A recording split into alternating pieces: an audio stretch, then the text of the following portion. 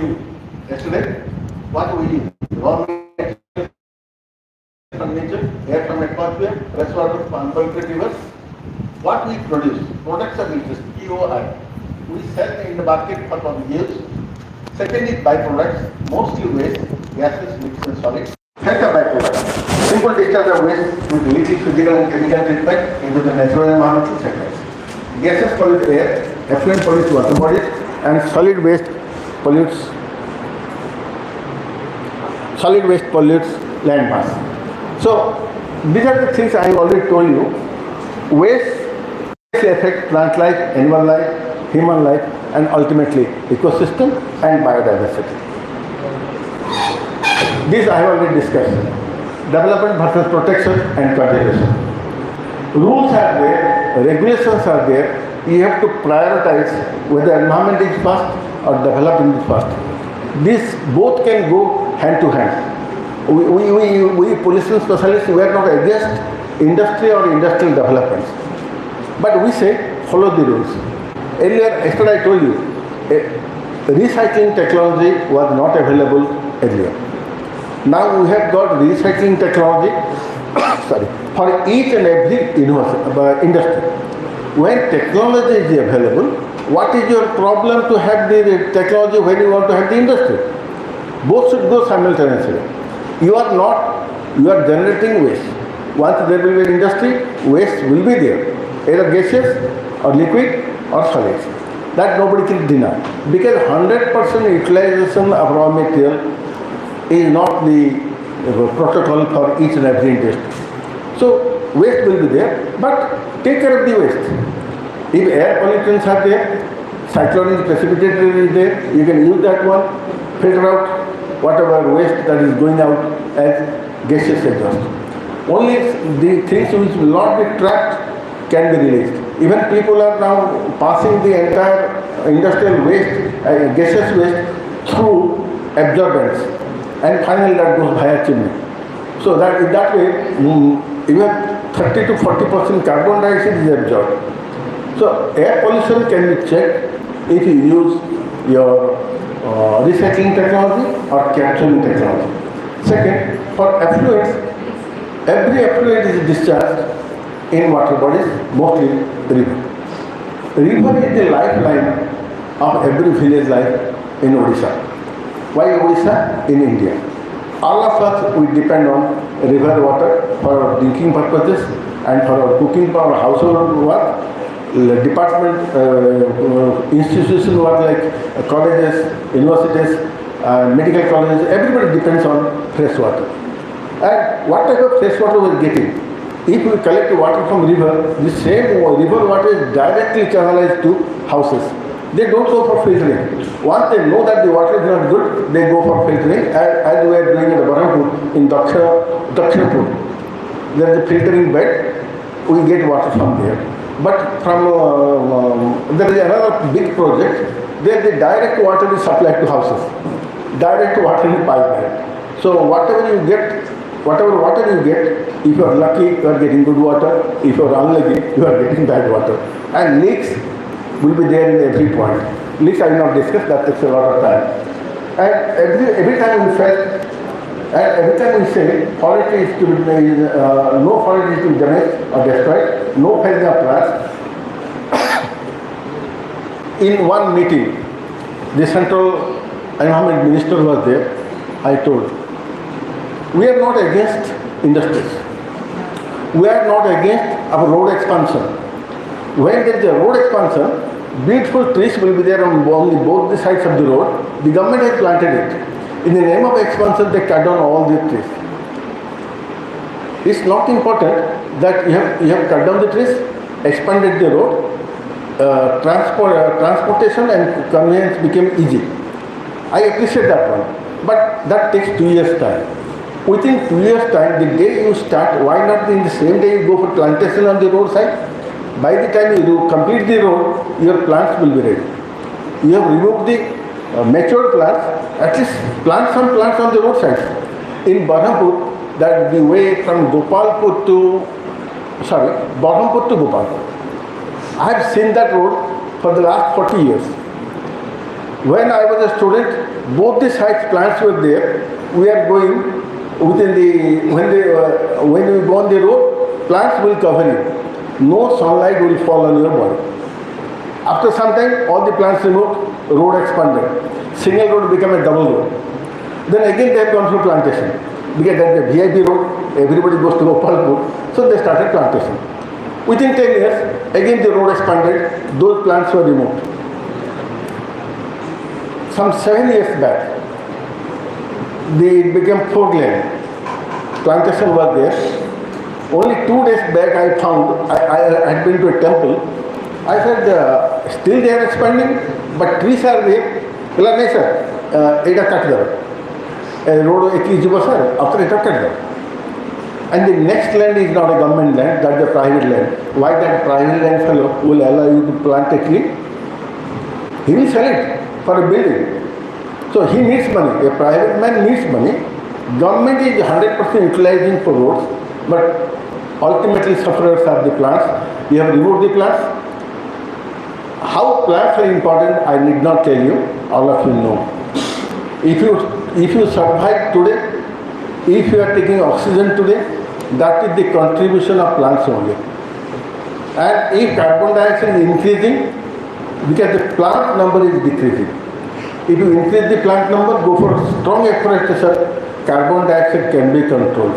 In the past it was controlled by plants, in future it will be controlled by plants. Only thing your job is, don't cut down the trees, go for plantation. This already I said.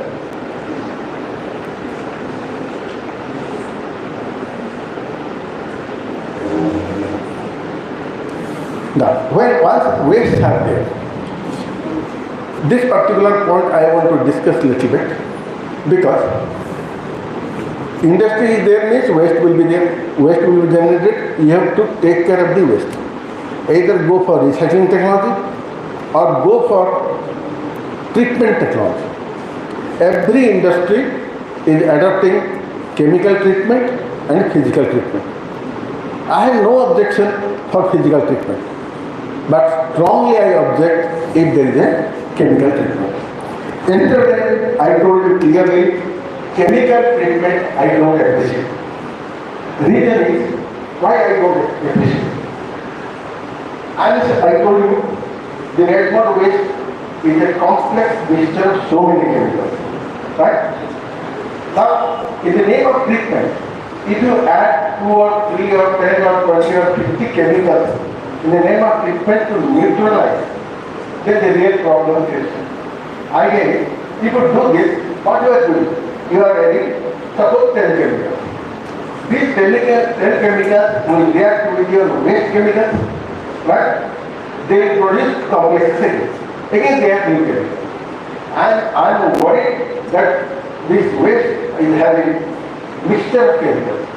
By adding chemicals in the name of chemical treatment, while you are increasing the chemical spectrum, you are using the chemical number. You are increasing the chemical number. Already we have suffered from around 180 chemicals. Now we add 10, because 190. They will create another 40 complexes, 240, like this. Series of reactions will continue. Ultimately you will find 5 to 600 chemicals. Here the problem is not solved. You are complicating the problem by chemical treatment. In every seminar, in every discussion, in every panel discussion, I clearly mention this. Not against any chemistry people. Okay? Not against anybody. I said this is a fact, tell me yes or no. Everybody says yes. If the chemical number is increasing, it is not, you are enriching the chemical spectrum. You are suffering because of 100 chemicals. Now you will suffer because of 230 chemicals. Every plant, every animal has a tolerance limit. How much I can tolerate? How much you can tolerate? Someday you will suffer, you will die because of these chemicals. So chemical treatment we don't agree. Then people started saying, if you don't agree with chemical treatment, why don't you suggest a good mechanism by which plants and animals can be kept free from pollution Or you can take care of the plants and animals, including humans. Then we have said, in the last 15 years, bioremediation came into it. People talk about bioremediation. This word was not used for a long time.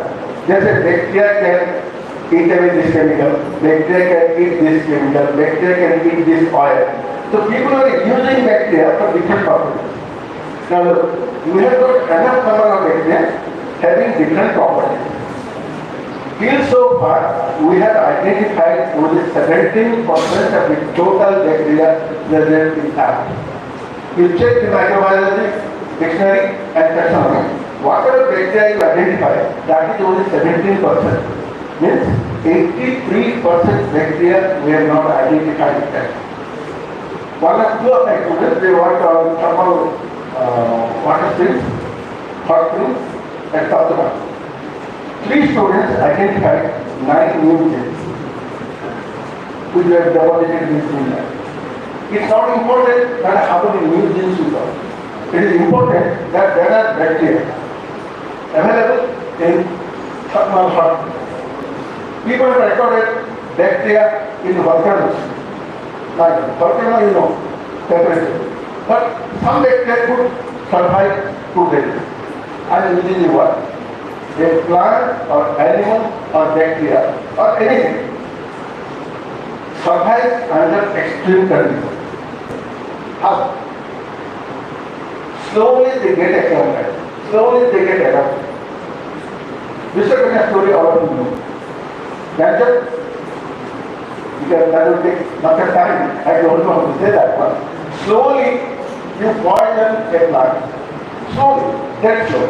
The percentage should be less than maximum level percentage. Magnetic. At 0 is not possible. But slightly increase. And continue for years. Then increase the load. Continue for years. Increase the dose. Continue for years. That plant or that animal will be resistant to that particular thing. This is called environmental adaptation or environmental acclimatization. Many of the plants, they will survive just because environmental acclimatization. This is good what I can show. Yes. This one I told you yesterday.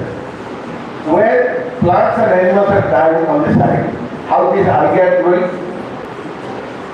Because sick people say they are resistant. They are resistant, not genetically. We have tested. There is no gene support or genetic support. They don't have a resistant gene, but they are covered.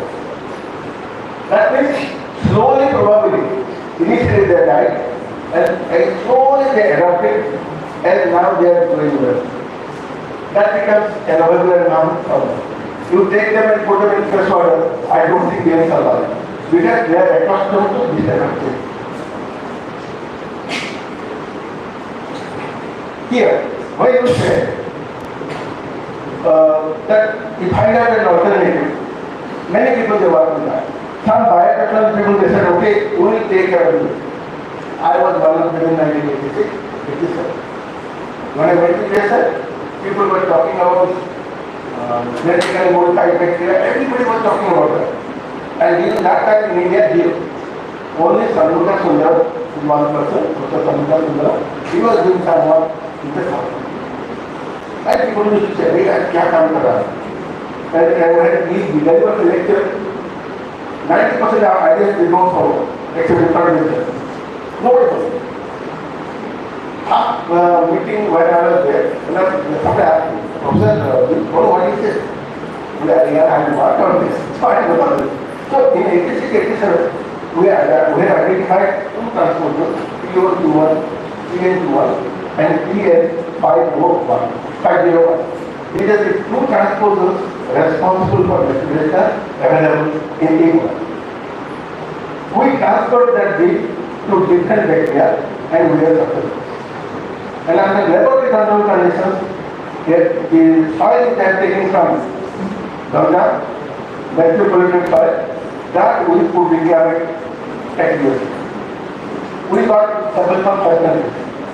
India was, because I was there, So they were supposed to bring sample from India. My scholar, which is how he sent me.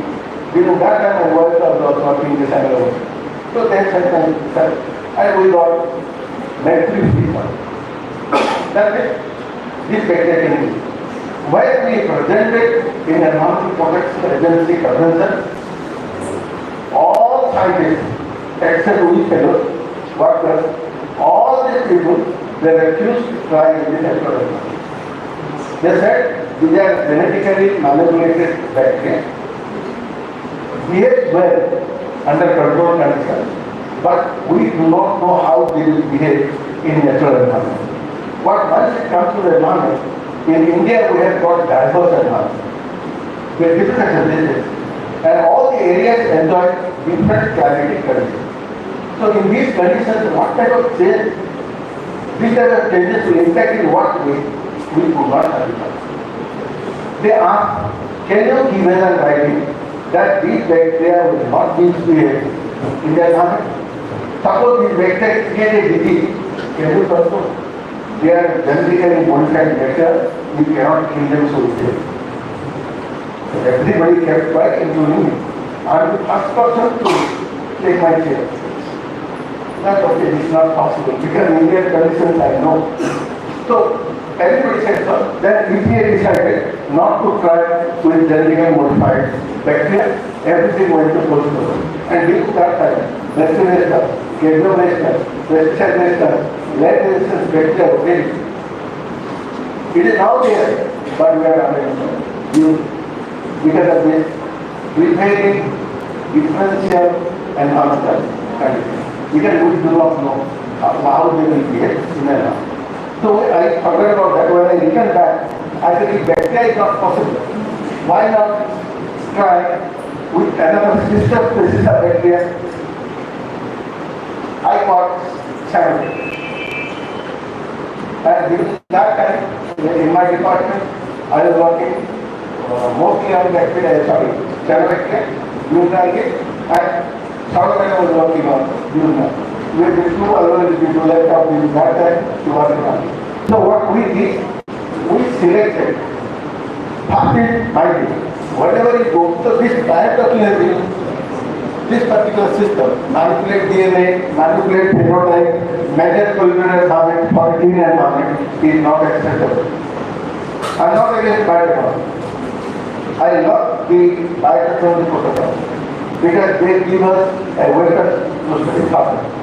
But in environmental toxicology or environmental biotechnology, we don't use them for reclamation purposes. Then what we did?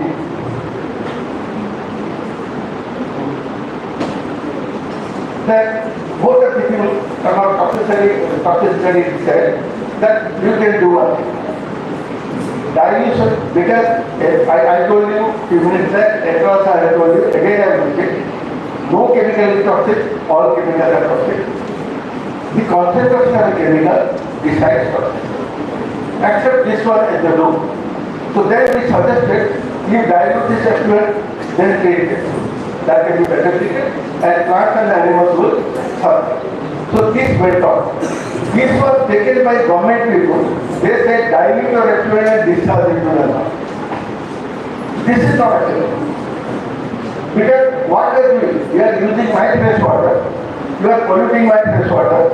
Of course, the concentration is decreasing, but suffering will be more because a lower concentration will survive, but absorb the pollutants and accumulate in our body. That is called bioconcentration. That will lead to bioremediation. So once you should be careful when you use that one. Then, what are the possible names? You can see possible names for detoxification of sugar mill waste.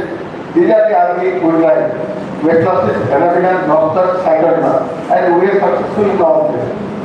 We failed in some areas also. It's not that this number we tested and we are successful. No.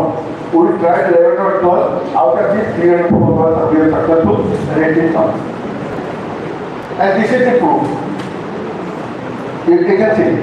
This is highly polluted, and you can see the color has totally changed. This is color change with dilution.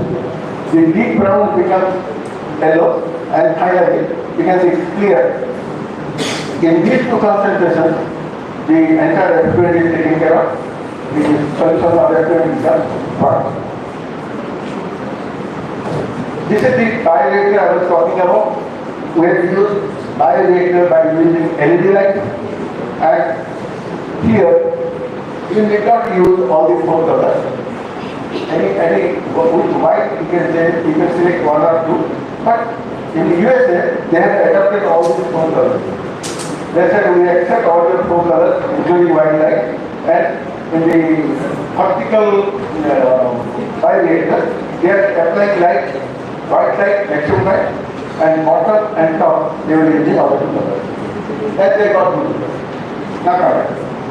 This is JK paper mill, and this particular JK paper mill I am showing.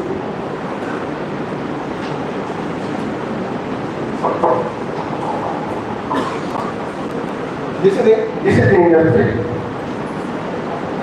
Effluent line. Effluent goes like this, joins Nagavi River. This is the meeting point where effluent joins Nagavi River. And Nagavi River water flows in this direction. We have selected these are all the points or spots which we have studied in different areas. All the plants present in this area we have studied are residual accumulation, heavy metals, and we have got very good results. Then from here to this point is 500 meters. From here to here another 500 meters. That is up to 1 kilometer. Up to 1 kilometer downstream, we have studied all the details up there. Now, you see these pads.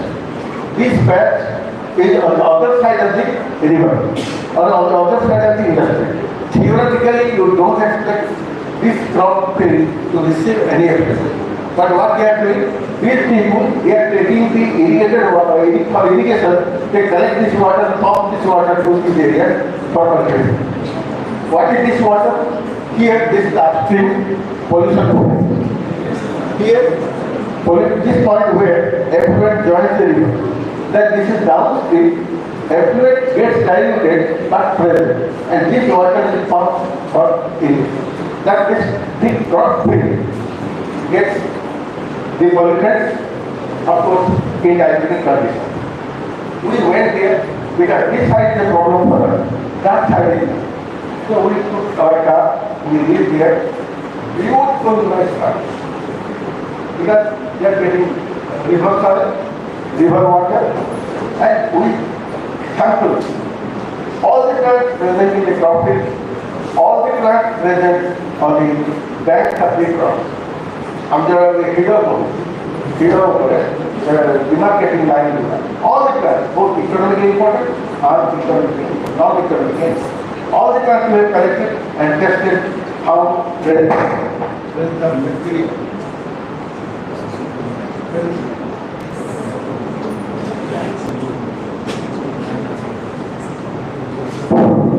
Presence of mercury, cadmium, and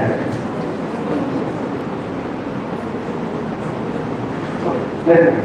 So when we tested what kind of metals are present, all these crop fields, all types of crop we tested, and the grasses which are collected from the crop field, which is called weeding out the weeds. They are weeds of the cropland, but they are used by the grazers. So we have also tested the amount of heavy metals present in those samples. Most important aspect is contact.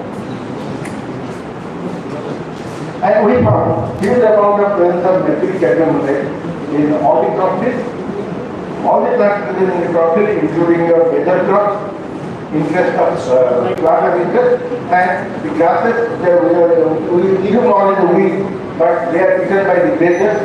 Their own cows and buffaloes they eat that one. And all the non-economically important plants present on the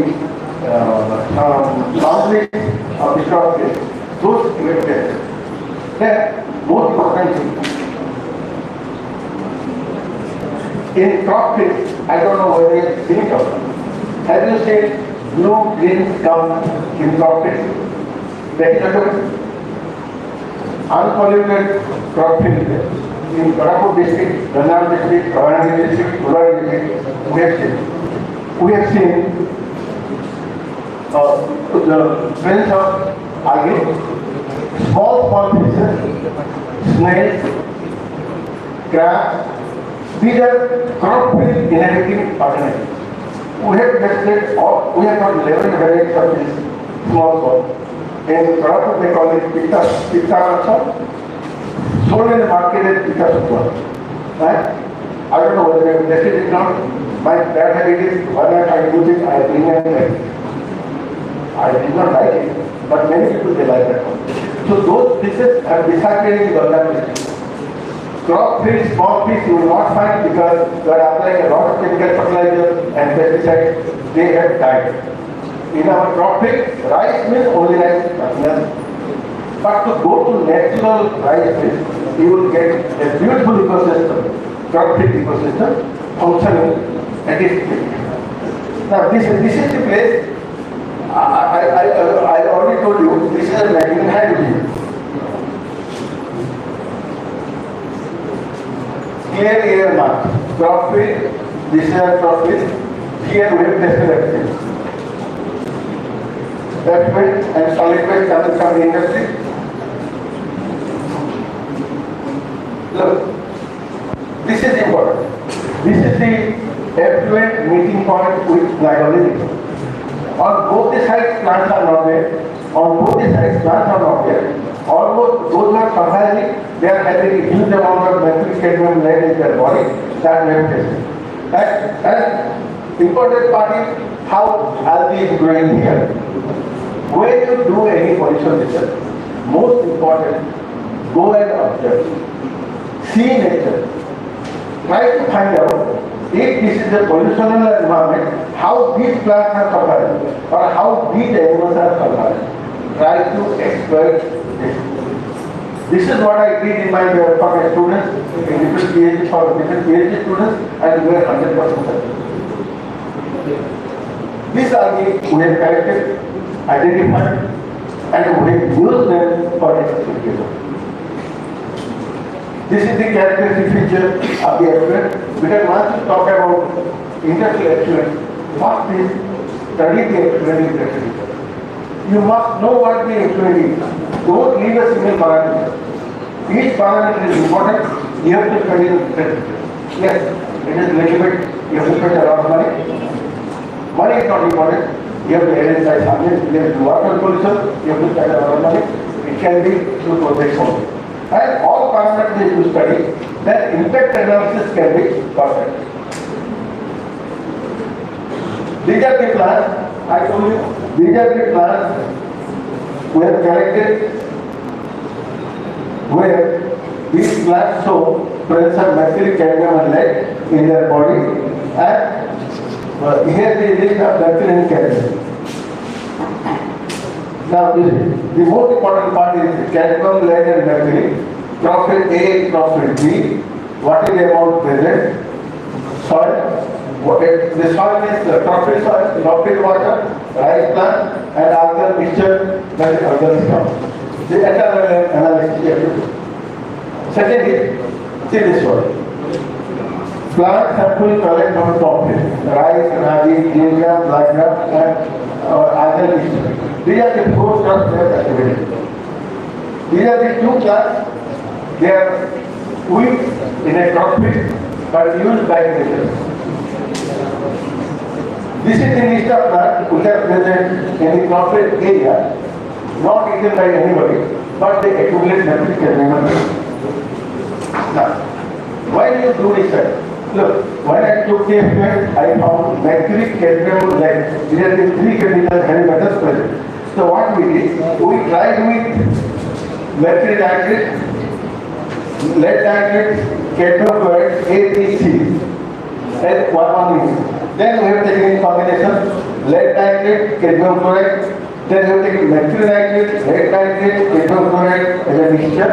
Then we have taken paper, pulp and paper mill effluent containing mercury, cadmium. This is the comparison you should do.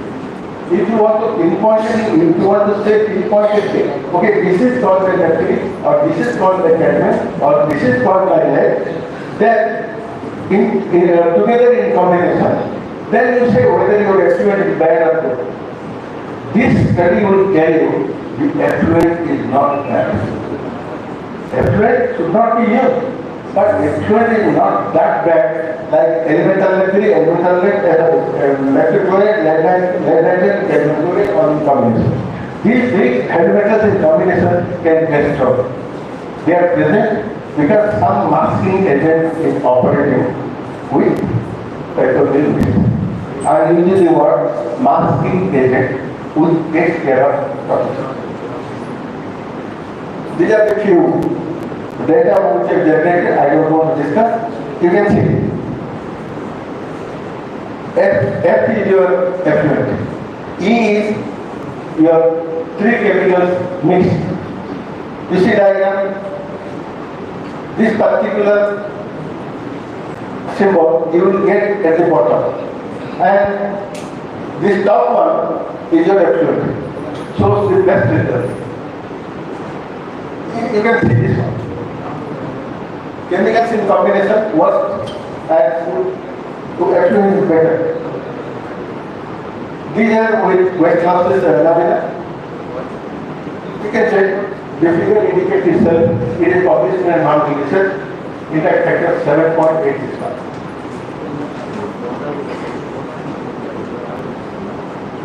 Well, this other graph. What is written?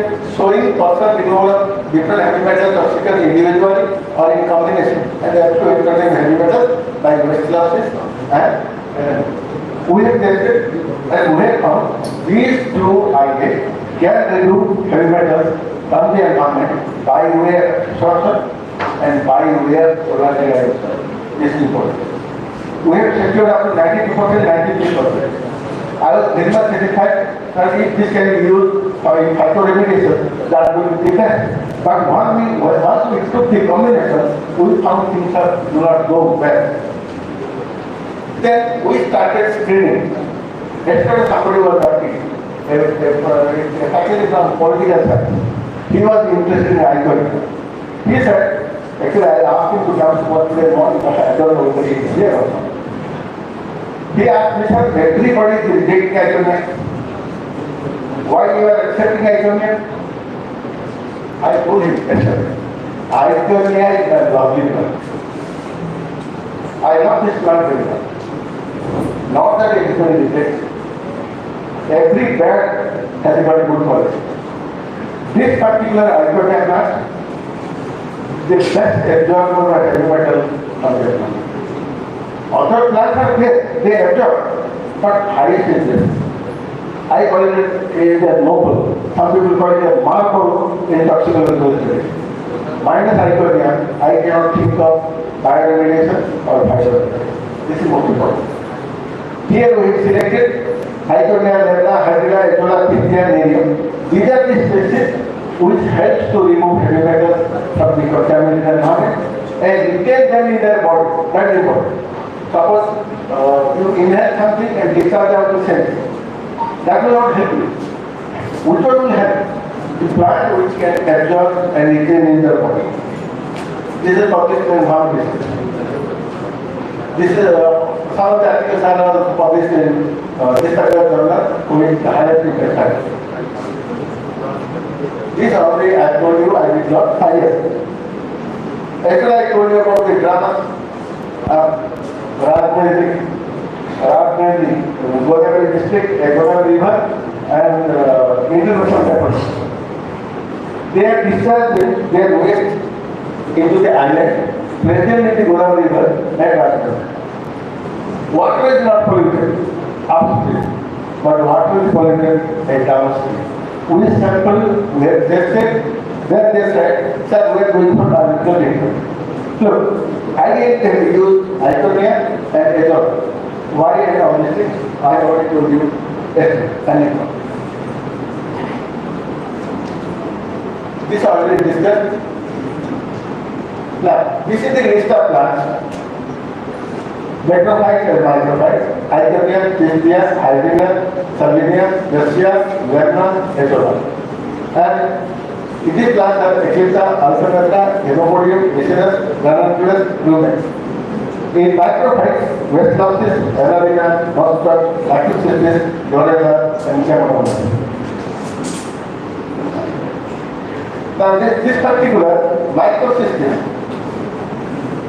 you will find microcystis only in 100% eutrophical forms. People dislike microcystis, people reject microcystis, but for me, microcystis is a marvel because it can survive in your effluent waste and iconia, these two in combination get that. This thing I have already discussed and we got it. Here is the list. Aquatic, this head plant, microphytes, microorganisms like bacteria, Pseudomonas, Desmonas, Favoriclia, Bacillus, Aeromonas, Pseudomonas, Favoriclia. They are the best used for purification purposes.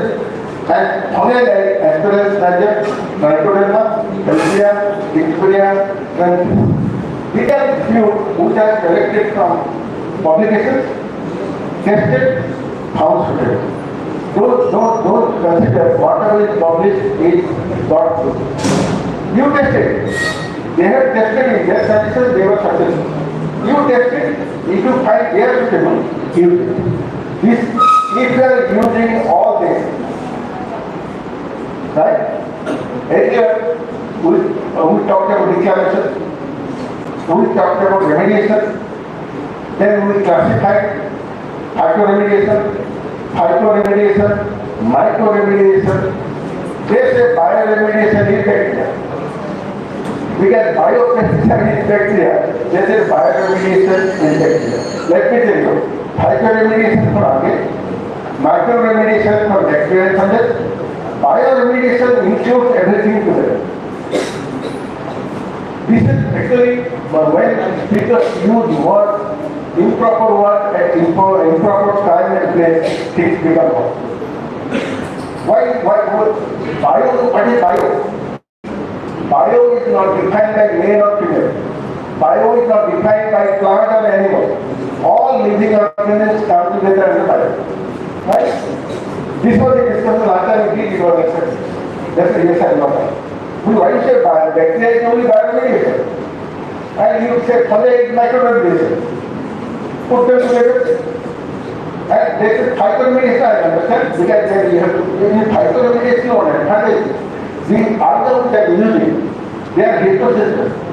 They can fix atmosphere nitrogen. They are doing two jobs for me. One, they can handle with. Second, whatever waste they discharge, that is used as a fertilizer, because these are the algae, they are also fertilizers in farmer-friendly organisms. Clear? This is one diagram where we are successful and what percentage it helps us. I will not go into the details. Now what we did, when I was developing a protocol, this is under patenting. When we developed the protocol, we designed how they will behave. Look, I have taken iconia only. Then we have taken pistia only. Hydrilla only. Here I am taking lemna, etola, ulfia together because it was not practically possible to separate these three for your experimental purposes. So I have taken two. Now combination started. I have taken iconia, pistia, hydrilla, etola in the mixture. Then iconia, pistia, hydrilla, etola, lemna, ulfia in the mixture. See the result. Best result we found here. Total mercury hepatal project, total elemental renewal. 4 algae and 4 macrophyte mixture that give us the best result. Macrophyte, they give me 86% result, some 92% result. But when I take it together, this one you can see. The last combination gave us the best result. I highlighted 92.19%. This is the percent removal of heavy metal. Ask me, what about the rest? The rest is unseen. Either they are vaporized like the algae, which we could not record. Because in laboratory experiments we have recorded and we are successful that these algae can collateralize mercury, they attack in collateralize mercury. So the collateralized mercury you could not track because there is no open experiment, not very experiment. So 92.1% or 92.2% is one of the best results ever seen. This particularly is published in the publication, like already accepted in International Journal of Biodiversity.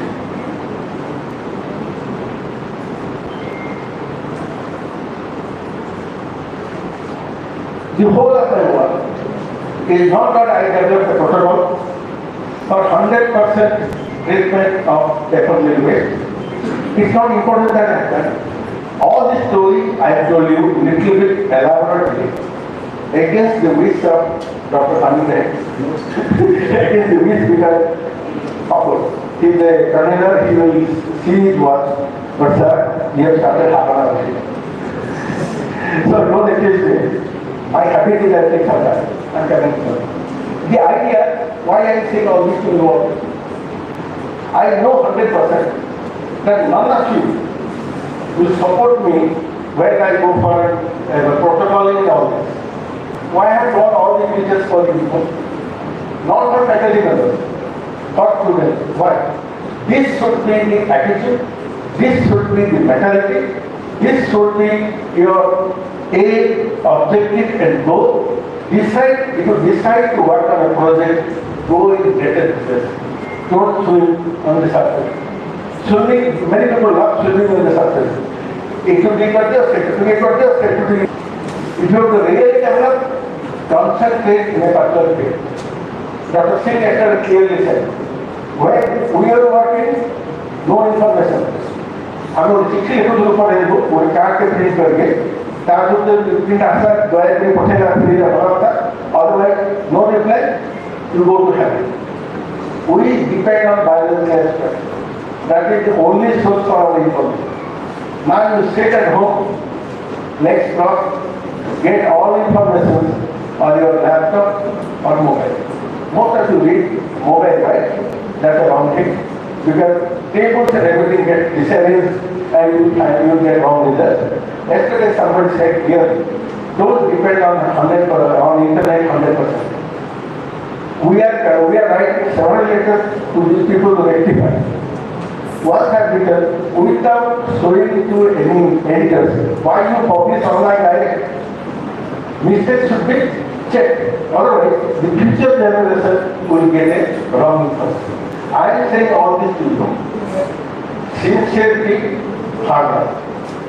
These two cannot be replaced. Hard work, sincerity. Look, I lost my life. I have never taken my wife. You know, when she goes with me to a seminar or conference, my habit whole day I will sit, early dinner, sleep. Not to go any, we have not seen any science in this. 100% here also you have seen me. Yesterday I was late in the last. Today I have to sit till the end. I what take it. Everybody they have not spoken. A subject which arises. I am not the Bible or I am not police. I am hearing variety of talk. Look, if a research person is talking before you, you may love the subject or you may not, but you get information. Those were sincere. You know why I was sitting here. अरे यार कुछ मिल जाए, मिल जाता है. In every talk you get 1 or 2 sentences. Yesterday something I heard from the first time. I was very much interested. I will hear. So these are the information you accumulate in your brain that will work in you. And this entire talk I have said because this will help you. Most important part is discipline. Look, how animals are disciplined. They go in a straight line. They are going for food in a straight line. We are human beings fighting for food. Look, this is a comparison of human behavior, human attitude with animal behavior and animal attitude. And we have become worse than animals. But we are treated with that common the Lord. Best creation of God is human being. Still best is lady created by God. When we aim that we are the best, let us prove really we are the best. By using a good dress, we are not. Your conduct, your behavior, most important, discipline is the best. I thank Dr. Khansa Behra, Head of the Secretary, Dr. Subrata Pandya, Head Department of Geography. I am obliged to them that they gave me a chance to be here with you all for 2 days. These 2 days I will remember because something I want to say, not now, and I will answer. I like the way things are organized. I like the way you have behaved. This figure is not for you. These photographs that I show you is not for you. This is the result for every human being. That you see in nature, that you see outside, that is for them. So thank you.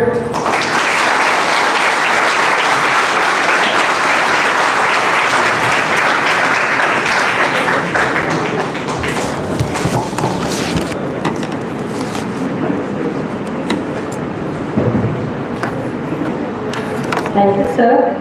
We appreciate your dedication. Thank you for your continuous contribution to this seminar. Your keynote talks are very informative. Your expertise is thought-provoking, and your informative sharing regarding the conservation and the protection of the environment and the biodiversity through the sustainability is very much appreciable. Now may I invite Professor T.S.P. Dhanuja to present the keynote address. Sir, please give us your valuable insights. We are waiting for your presentation.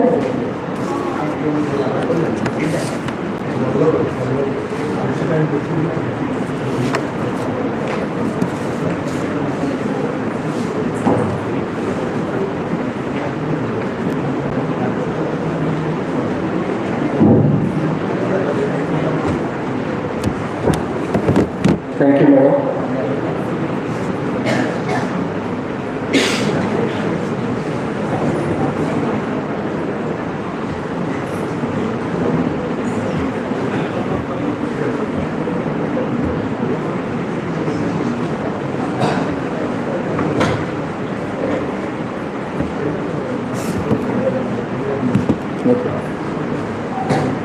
Good morning to all of you. So first of all, I would like to express my sincere thanks to Subrata Pandya for inviting me for this conference and be a part of all of you. So I know there is a bit delayed. I know you are all get bit heavy on the subject of what Professor Ashok sir has told, but he has given a fantastic information, right? Because pollution is one always a debatable thing at every nook and corner. Okay, so without further delay, I will today I will talk something different, not on in any subject in general, right? I will try to take you the most buzzword called artificial intelligence, right? Anybody of you not heard about artificial intelligence? Everybody heard? Yes. Oh, is it? Okay. So how many of you are using artificial intelligence? Wow. Good. So everybody, right? So practically everybody knows. Then I have to show only thank you slide? Okay. So everybody knows the artificial intelligence. Okay. So, we'll, because I have only 18 slides, not more than that. Okay, your patience is more required for me, and your, based on your interest, I will not take more than 15-20 minutes to the best of my abilities. Let me give some information what you don't know in that case, right? Some of you might be knowing, some of you might be repetition. So please raise your hand if you are bored. Don't say anything. I will cut down. Okay, that's fine. Good. So I have to use the slide changer, or you are changing? Okay. This one? Okay. So this today topic is something about the conference on biological sciences and biodiversity, right? So how this is going to link with your artificial intelligence? Is that are we using the artificial intelligence and the biosciences or not? So first of all, let us understand a depth in the little bit of artificial intelligence. We all, I think you all agreed and you all witnessed, you all know artificial intelligence, right? And you also told you are using day to day. In fact, yes, knowingly or unknowingly, we have been using artificial intelligence in our day to day life. Everybody we are using. But some of you might be not knowing that you are using that artificial intelligence or the related terms of artificial intelligence. And some of you might be using the bioscience like biotechnology, botany, zoology. You name a science, not only science of our stream, but we are using this artificial intelligence heavily in the engineering side also, right? So artificial intelligence is, as the name suggests, it's artificial only. Is it natural? No, it's not natural, right? So it's an artificial thing. So who has given this artificial thing? The natural intelligence. Who is that having that natural intelligence? Human beings, right? So, but how come we are saying that this intelligence is going to overtake humans? How? Because we have only created this, right? And now we are using a term. This is particularly important for the youngsters to learn. Here everybody is PG or UG? PG. And some are UG. How many of you are UG? Okay, only 4? Okay, please, either you are confident or don't confident. Don't raise half hand. You raise either this or keep silent. Okay, rest all are I can consider as PGs. Okay, all streams, only science. Anybody other than science? Oh wow, biology. Okay, so yesterday some anthropology people have come. Today they have not come. Okay, no problem. So this, so coming back to this artificial intelligence side. So what happens is we are only giving, the human brain is only giving the artificial intelligence, right? That means what is happening here is the complete range of talents of natural intelligence is creating an artificial intelligence mission, right? So if you started thinking by one person, your human intelligence is limited to only particular period. But what happens is how this is created is there are multiple people across the world are sitting at different places and they are creating a program, isn't it? So that program is fed into a mission and that mission is going to create you the intelligence on behalf of you. That is the reason why artificial intelligence is going to overtake the human intelligence, not by alone, by many people. And our consistency of artificial intelligence is very consistent, not like the human intelligence. That is the reason why these missions are now more dependable than the human intelligence. Okay, that's what I wanted to tell about this. And the convergence of artificial intelligence and the human intelligence is going to undergo a transformative change in future. Whether you like, whether you don't like, whether you stay in this intelligence, whether you don't want to stay in this science, if you don't use artificial intelligence, in the next 5-10 years you will become obsolete. Believe me this. If you don't learn about artificial intelligence, we all become obsolete. Some day back, not only, you have all witnessed this.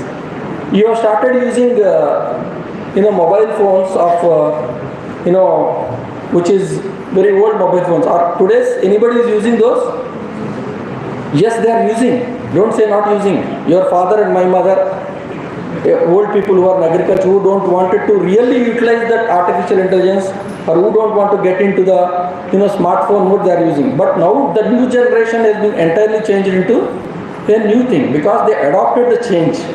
Right? Change is a very difficult thing to adopt. So this convergence is going to change the complete picture in the next 10 years. That means next decade, when we are talking, probably we don't talk on this OHPs and all. Probably we talk on holograms. I need not to come directly to you. Maybe I am sitting at my Visakhapatnam or I may be sitting at Mumbai. I will come with the holograms and I will start delivering to you. You need not to come virtually to these kind of meetings, but you feel that you will be, getting into the meetings and you will be completely imbibe the same kind of experience what you are going to get today, right? So that is what it is going to change. So if you just look at the global leaders of artificial intelligence, where who are the global leaders for AIs? If you see this, United States is changing first, China is standing second, United Kingdom is at third, and India is at fourth place. Right? This is a study from Stanford University, which is very recently done in November 2024. Right? This is released on around 4-5 months back, 3-4 months back data, and we have overtaken in AI from many of the developed countries, including Singapore, Japan, Germany, and all other places. Right? So I just wanted to give you this slide. So how this is kind of measured? Because this is going to be measured on 42 key indicators. They have taken the indicators like your investments, how many patents you got, what is your number of people working on AI, what is the output you are going to give. There are 42 key indicators they have measured, not from every countries. They have taken around 36 countries. The study is not from 192 countries. From 36 countries, they have taken those who are adopting artificial intelligence, they have given this survey. Okay? So that's what it is. And by investments, if you say the AI, who is going to have the private investments? The United States is having it around 48 billion dollars invested in the AI. Next, China, and with around 14, and we are at maybe third place or fourth place, including with Israel, right? So these are the private investments which is pumped into the artificial intelligence segment, right? There are some in government also which we are not included, but we just make you understand why US is always taking a step forward is because you have to invest. If you wanted to get return, because you are investing in your studies, right? That's why you are getting the output by way of your education certificate like that. In artificial intelligence also, the more you do the investments, you are going to get your outputs. Okay, so if you see the global, because we have talked something on the healthcare industry today, if you see the global healthcare AI market, we are growing with a compound annual growth rate of around 45%, and which fields are growing more is your virtual assistants and diagnostic labs, hospitals and clinics. These are the more places where, because if you see in the healthcare sector, online consultancy has been become a trend today, right? So like that, virtual assistance is giving. They are using virtual assistants for the AI assistants for that matter. So if you see the startups, particularly AI startups in India, as per the latest available data, approximately 68,000 artificial and machine learning startups are registered globally from January 2024 till January 2025. We have around 70,000 AI startups, and we have more than 6,000 AI startups with only 736 AI startups in healthcare registered in December. This is in Indian data. This is not a global data. This is an Indian data, right? So, because if you remember our PM Narendra Modi ji ka slogan also, Atmanirbhar Bharat. Have you heard that? Viksit Bharat. They are giving a lot of opportunity for the youngsters like you. If you wanted to give your own startup, if you have an idea, if you wanted to start a company, you can certainly apply to that kind of thing, and believe me, you get a lot of grants for that. Particularly when you use the artificial intelligence assistance, you get a lot of funding to start your own company. Okay? So if you go into the technology side, any technology, you have only two things, right? We are going to have either with a new technology, or you are going to have the existing technology which are going to use. So this is the artificial intelligence is covering up many things, right? One is artificial intelligence, machine learning, and neural network, deep learning, blockchain, right? And blockchain. So if you see this, the entire story of artificial intelligence is running around these 4 or 5 pillars called machine learning, neural network, deep learning, blockchains, big data, right? AV, audio, AV and VR and robotics, right? These are the only 4 or 5 terminologies, right? Particularly, we use the machine learning, particularly in the biological sciences, to understand, to do a programming and get into the neural networks, because this is a chain of things what we are going to follow. Right, AI, based on the AI, there are only 2 things, based on the capabilities and based on the functionalities. It is divided into 2 things.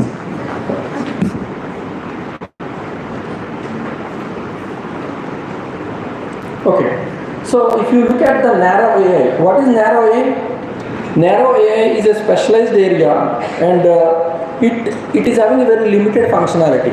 For example, if you talk about your Google like Siri, if you talk about Alexa, right, what it will say? Alexa, open my phone. It will open your phone, right? But it will not, Alexa, go and listen my class. It will go and listen to your class. No, because that is called narrow AI. It will not go beyond what you say, right? It means it will be only used for one task. That is your narrow AI. Your general AI refers to your ability to perform the intellectual task, that human flexible reasoning, right? That is based on your robotic missions. For example, if you wanted to develop a robot to help your small commodities, right? Because it understands the capable of diagnosing a disease, for example, or you are preventing healthcare.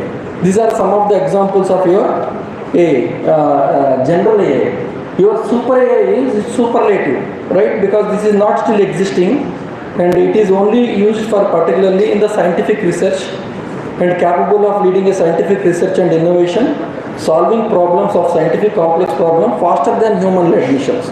Because using the missions, you are going to solve certain problems, that is your super AI. And based on the functionality, how we are going to do. These are called reactive missions. What are reactive missions? If you look at your reactive missions, respond to only a specific input, but lack of the memory, right? It don't have a memory. For example, you are using, I don't know how many of you are playing a chess example, right? IBM is having a deep blue system. If you are playing a chess game, an online game, will it remember your old game?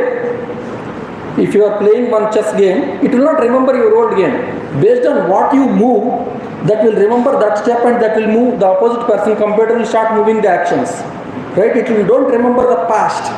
It only remember the present. That is your reactive missions. But limited memory missions is like it will remember. It remembers to some extent your past. For example, you go into you take an Uber, or you search some internet data about your Google search. It will, for example, your Netflix, your Amazon apps. If you watch the movies based on some cartoons, right? It will suggest you certain cartoon movies. If you start moving in Uber app, when you get down to Kessinga, it will say where you want to go to, Mανikeshwari University, or you want to go to the High Court of, Mανikeshwari, if it is there, or some court here, or some restaurant here. So it will immediately suggest that. That is called as your limited memory missions. Theory of mind is something different. It will understand the human emotions, and we are not still using theory of mind. Most of our investments are mostly limited to limited memory missions only. Self-awareness AI is something which is, you are not going to even, it's like a god-like AI, right? They are going to replace you completely. It is yet to come, and we are going to witness that probably in the coming seasons. It is like, there is a Hindi movie with Shahid Kapoor, right? He lives with robot, right? He mingles with robot, he does not know that it's a robot. Right? The morning he gets up, then only he remembers that it's a robot. Right? It's like a god, it's like God, that is superpower. We don't know, these are all imaginations. Like in Bahubali, he has created some super imagination powers. He has shown some Mahishmati kingdom, which is there or not, we don't know. That is imaginary things. Right? We are seeing this from my childhood days of, Phantom movies and all those things. Right? These are all imaginary things which are not realistic. That is called as a self-awareness AIs, which we even don't know whether that will exist or not. Okay? So these are some of the types of AI which is required for you to understand little on that. And I am going to tell you the AI in agriculture, right? So I am just giving you one or two cases in agriculture because India is a land of agriculture even today also. So unfortunately we are not using much of the AI in the croplands. But there is one company called Cropland in Bangalore, which is an agri-based developing a tool called Smart Farm. And it is using the AI to gather the data from the satellite imaginaries and weather patterns and soil health reports to provide farmers with a real-time actionable insights. It will give you the actionable insights. So what is that it is? It will do the prediction. It will do the... Sorry. No, that's fine. I'll take later.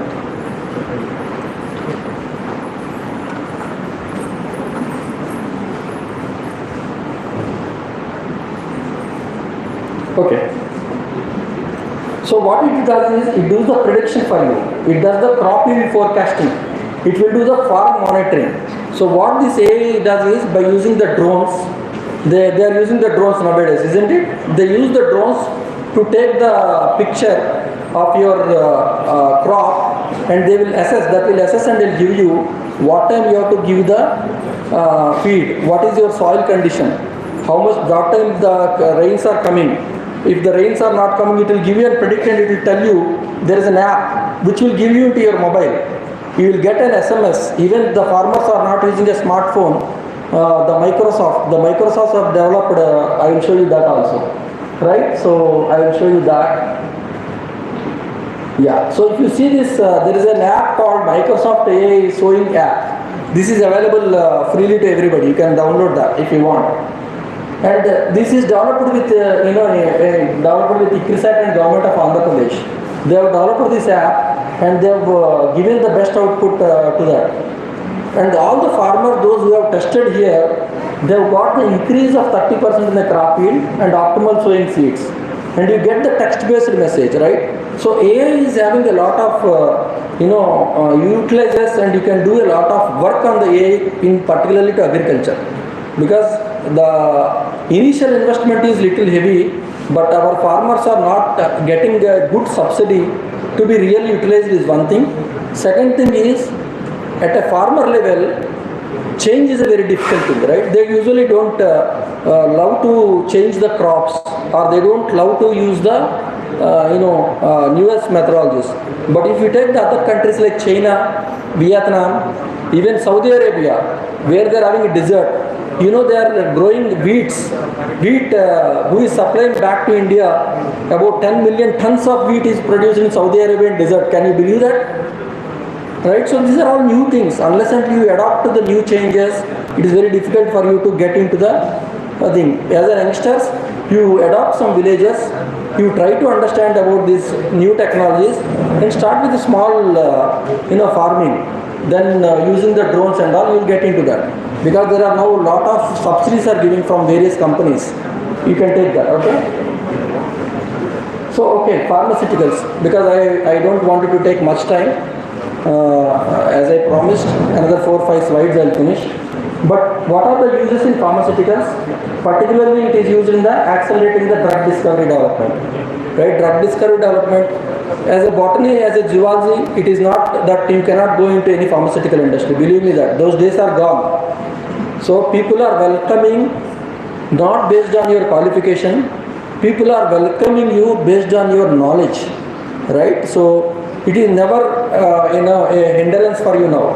They will not look at you. In fact, the people, when you go for an interview for anything, if they say that you are from a rural background, they will give a red carpet to you. Right? The very reason is you have the better commitment compared to an urban people. And you have a better knowledge on the crop yields particularly, and particularly in the pharmaceutical industries, those who are placed now in the industries which are in the remote villages only. Now previously, we have all the industries in the urbans. Now all the industries are set up in the rural places. Right? So they are preferring the people who are from the villages, because they know the climatic conditions of that. Okay? Of course, there are so many things, there are so many case studies I wanted to talk in the pharmaceutical industry. Because of the paucity of time, because I have a time crunch, because our register madam also has to talk. So I will cut down that. So particularly when you talk about, there is a pharma called Accenture Pharma. It is a British company. What they have done is, they have done a research on, by using the AI tools, a disease called OCD, right? OCD, have you heard? Obsessive compulsive disorder. If you wanted to test that, there is a clinical trial, which usually they do for obsessive compulsive disorders and all these things. The clinical trials a long number of time. It will kill a lot of time. When they adopt the AI into that, they have just finished the clinical trials within 46 days. Right? So that's the power of AI. Likewise, there is another program called Talks 21 program. If you see here, Talks 21 program, this Talks 21 program is a collaborative between the US Environmental Protection Agency, NIH, and the FDA. These three people have developed a program called Talks 21 program. What the Talks 21 program does is, it identifies the number of toxicology molecules in the thousands of chemicals, because if you give to the system the number of chemicals what you are going to use, it will predict how much is the chemicals are present in that particular chemical, toxicology chemicals present in that moieties, in that particular chemicals, and it will separate. It will give you, this is safe, this is unsafe. Right? You are getting that? With the same program, there is a program called Deep Talks program, which has happened, and using the same Talks 21 program, they could able to done lot of work on this. Likewise, there is a program called DILI, that is pre-drug induced liver injury. In the pre-drug, when you use the toxicology medicines, usually you get the side effects, right? So by using the AI, what they do is, that Novartis has done this program, right? When you're taking the medicines, particularly cancer medicines, you get a lot of side effects. Your liver will get damaged, right? So it will tell you before taking the medicine pill itself, how much is your liver going to get damaged when you use this program. Okay, by using the predictive tools, right? Oh yeah, this is a very important slide. Have you saw these three guys? Right? These are the three people which is in 2024 they got a Nobel Prize. This particularly Demis Hassabis and John Jumper. John Jumper is 39 years old. Just 39 years old. He got the Nobel Prize. Right? In chemistry, it is called as AlphaFold. The AlphaFold, what it does is, it will predict you the model of what the protein modeling. It's called as a protein modeling. This is free tool. You go to Google and type AlphaFold 3. When you give what you want, what protein you want, what is the protein modeling you want, it will give you that protein modeling within instantaneously. Right? Your experiments will be well planned and your experiments can be well designed by using this AlphaFold 3. Okay? So I am not going into much into the details. Just remember the words. Go to Google and search that. Okay? Artificial intelligence, medical history. I am not going into too much in this. But not only that, artificial intelligence has covered only in supply chain management. It is used in cybercrime. It is used in the filmmaking process also nowadays. And it is used in the many applications, particularly in the airline industry. Right? Not only in bioscience. Artificial is going to change the new revolutionary things. These are the challenges I am not going to consider. These are the ethical things which is going to change. Okay. So I rest my case with this. And please do understand the next level of your future, right? And then adapt to the AI. Okay? Thank you very much, sir, for giving this opportunity.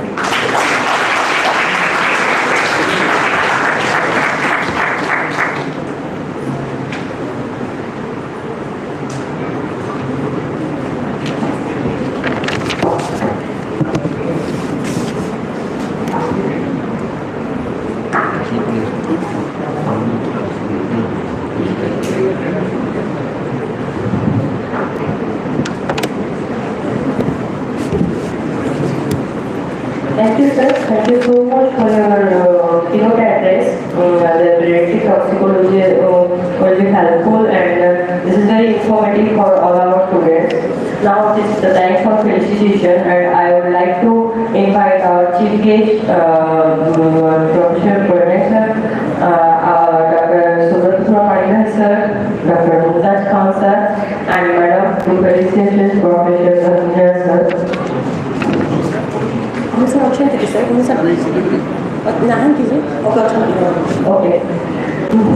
So I'm sorry. I would like to invite our organizing secretary, Dr. Thynks sir also. He has some plan also.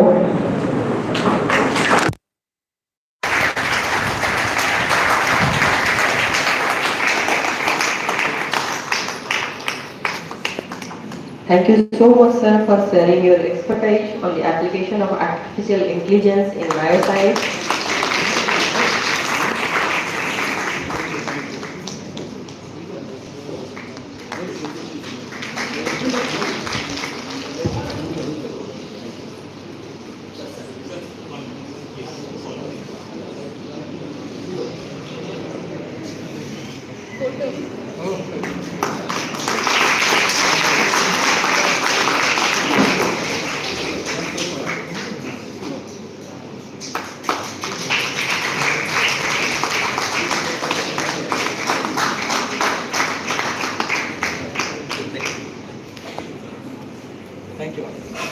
Thank you so much, everyone. Please be seated.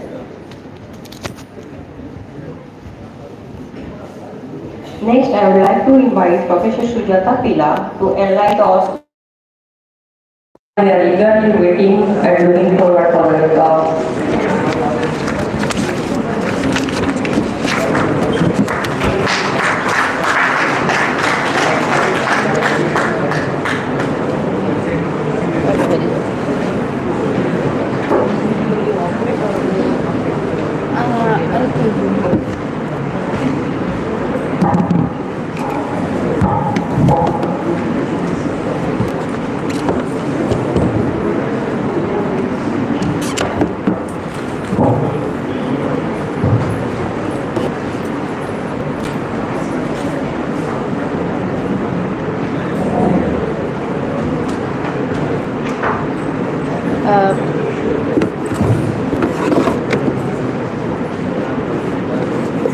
Good morning to everyone.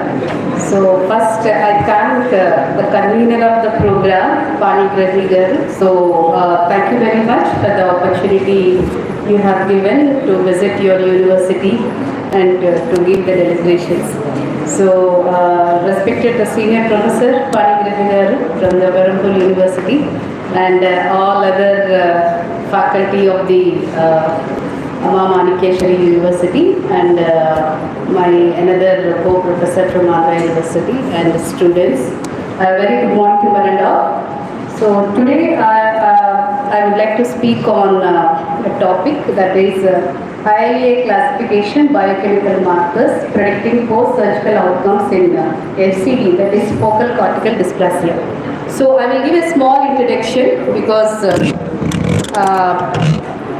now you heard two lectures. The first thing is about the pollution by Manigrahigar sir. So that is one of the pollution, that is maintaining the environment is a present need of the hour, because recently we heard about the earthquake, one of the natural calamities.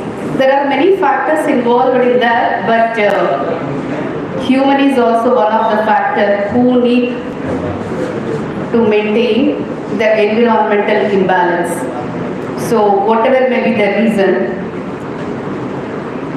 so that topic has been covered by sir,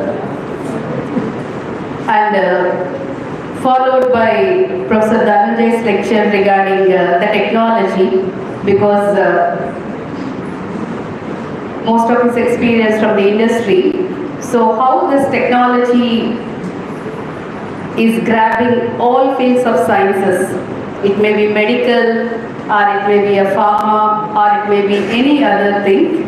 So without this technology, we are unable to do any kind of work in any field of science. So he has given a complete picture of how this AI is dominating in each and every sector. It's not only the IT sector, and the medical and the pharma, and each and every sector, how it is useful. So he has already given a word that one day it will come that when we are not using this technology, the future is not there. So that is the underlying statement he has given. Okay.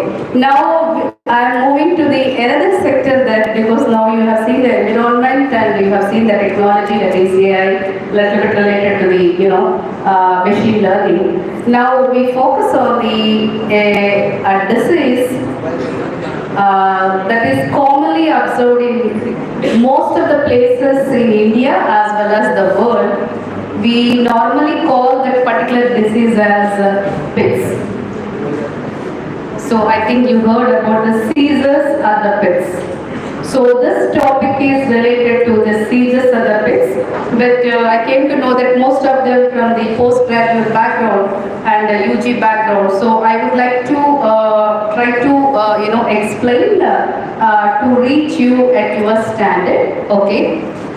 This is a bench work in my laboratory as well as in some advanced laboratories under my guidance. So I would like to keep this before you. Okay. So the seizures is a very common everywhere. In India also, I think in mostly you will be observing the seizures or the PITS, especially in the childhood. In elders also will be observing, but in children, the more cases will be observing in these seizures. Over the age, it will be reduced in some of the cases, but in some cases, we observe this in elderly cases also. So, this is a small introduction regarding the Microbial topic. So, here it's a complex interplay. So, I will explain about what is this disease, why it was happening in the children or like in elders, and what is the treatment for that. After treatment also, what is the chance of recurrence, and why, what are the reasons for the recurrence. That is my entire topic. I will make it in a simplest form. I will just give an introduction about the epilepsy, or the seizures, or the PITS. Anything is same. Different scientific and technological are the common terms I would say. Like the epilepsy that is related to the brain. The seizures that's related to the brain, that is a neurological disorder. It's a neurological disorder. So as a zoology people, you know very well that every action we do, that is because of the central nervous system. We call it as brain and the spinal cord. Every action you do, every moment you do, we will receive a signal from the brain, and according to that signal we act. The movement, the reaction, whatever it may be. So here also, this is related to a neurological disorder. So what is the, the problem in this, in a brain which causes the epilepsy? So generally, there are some nerve cells in the brain, they behave abnormally. This abnormal behavior of the nerve cells leads to a disease, that is what we are calling seizures or the epilepsy. Because the nerve cells in the brain, they give a signal. We call it a signal. It is like electric shock. But they do in a very systematic way. But when the systematic way is ruptured, it leads to a different kind of behavior, and that behavior we are calling it as epilepsy or the seizures or the PITS. That's what it says. So during a seizure, many neurons fire, that is they give a signal. So as many 500 times a second, you can just imagine, in a second, if a neuron is giving 500 times signals, how our body or how our brain reacts. So it was unable to take that much faster signals. That leads to the unusual behavior of a particular person. It may be a child or it may be an elderly person. That leads to seizures. Okay.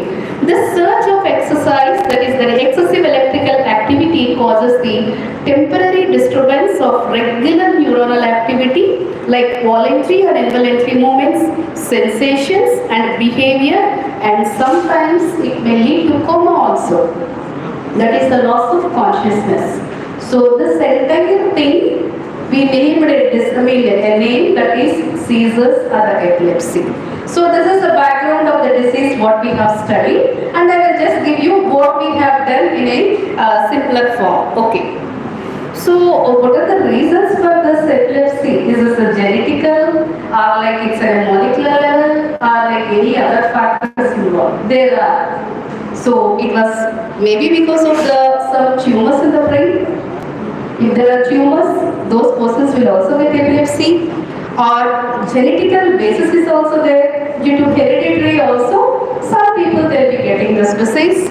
And some head injuries, there is an injury or some infections due to virus or like a bacteria, and neurological infections, and there is some unknown reasons also because we develop this disease. Okay. So this is two types we call it as, one is generalized and the other one is focal.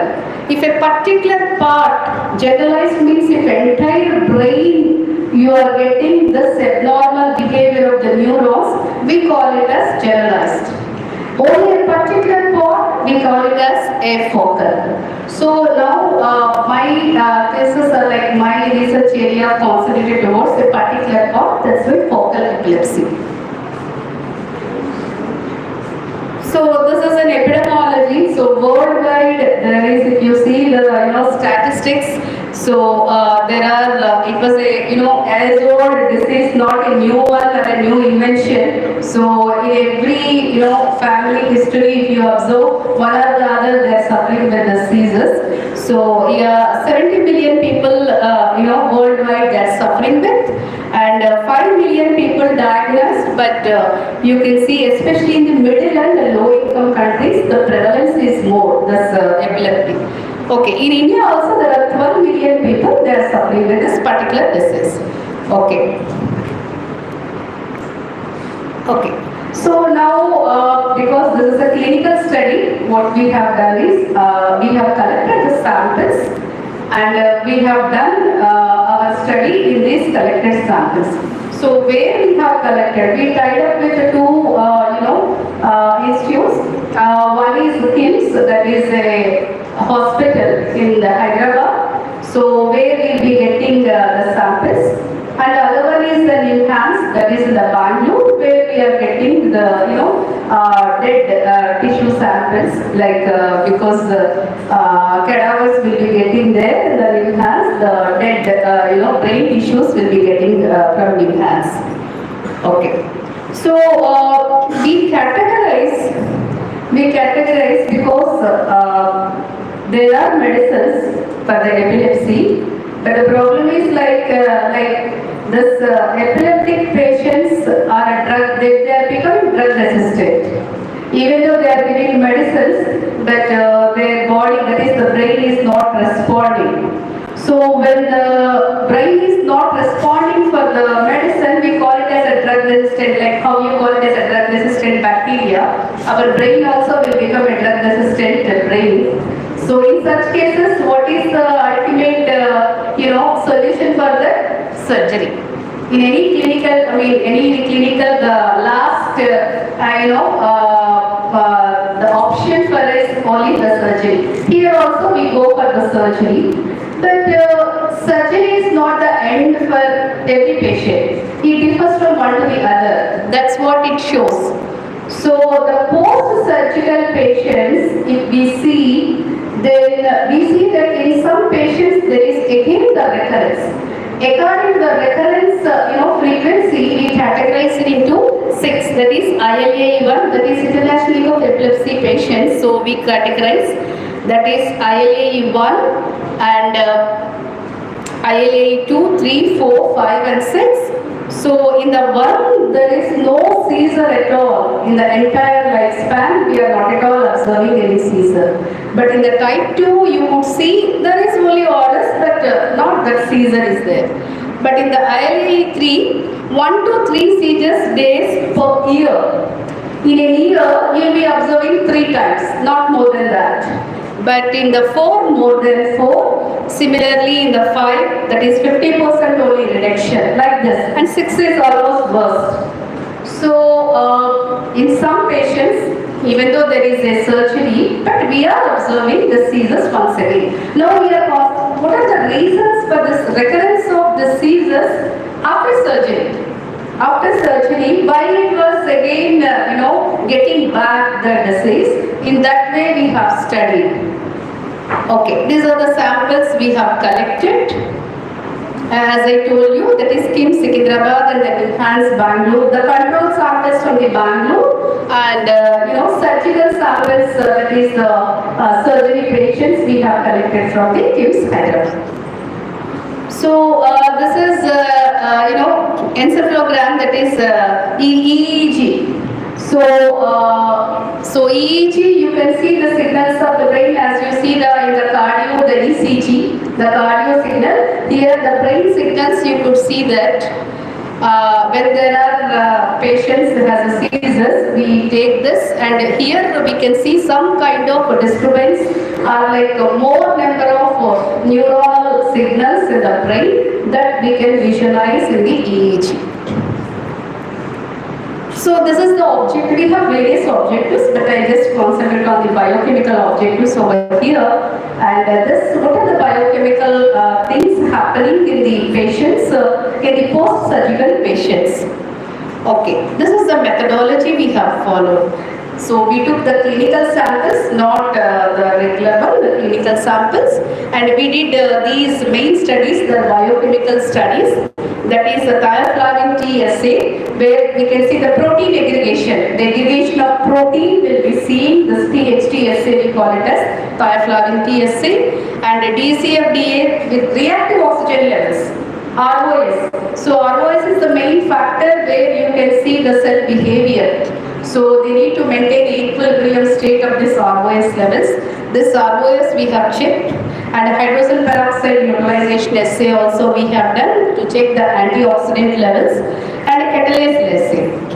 Those are the biochemical things, and we also followed the molecular level by using RT-PCR, that is a semi-quantitative PCR, Western blot, and immunofluorescence and histology studies. Okay. These are the results I would like to mention here. The same thing. Okay. These are the, I told you, because of all these factors, it leads to the different types of factors. Previously I explained, but the oxidative stress, that is the main role which is playing in the recurrence, is because of all these factors.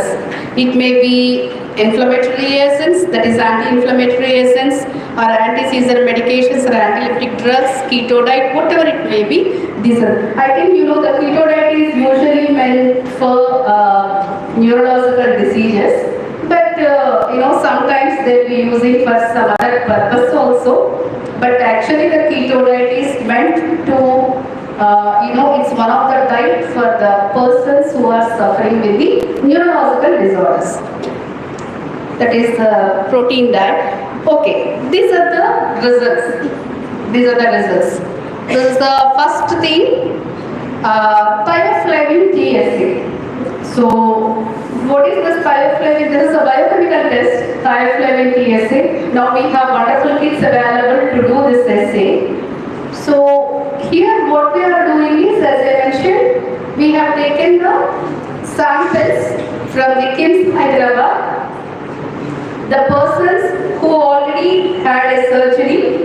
After that, if they are getting a disease, once again I mentioned that we have classified according to the recurrence of the seizures. The ILAE1 is the lowest one because they are getting only ILAE1, there is no seizures, only RS. But ILAE2, there are few like 3 to 4 times of recurrence of the seizures in an entire year, and ILAE3 is much more. So these are the 3 types. Now what we have done is, we have checked in these three categories of the patients, ILAE1 and ILAE2 as well as ILAE3. Control is a cadaver sample that is we took from the dead who is like accident or something, suicidal or whatever it may be, a fresh tissue from the dead sample.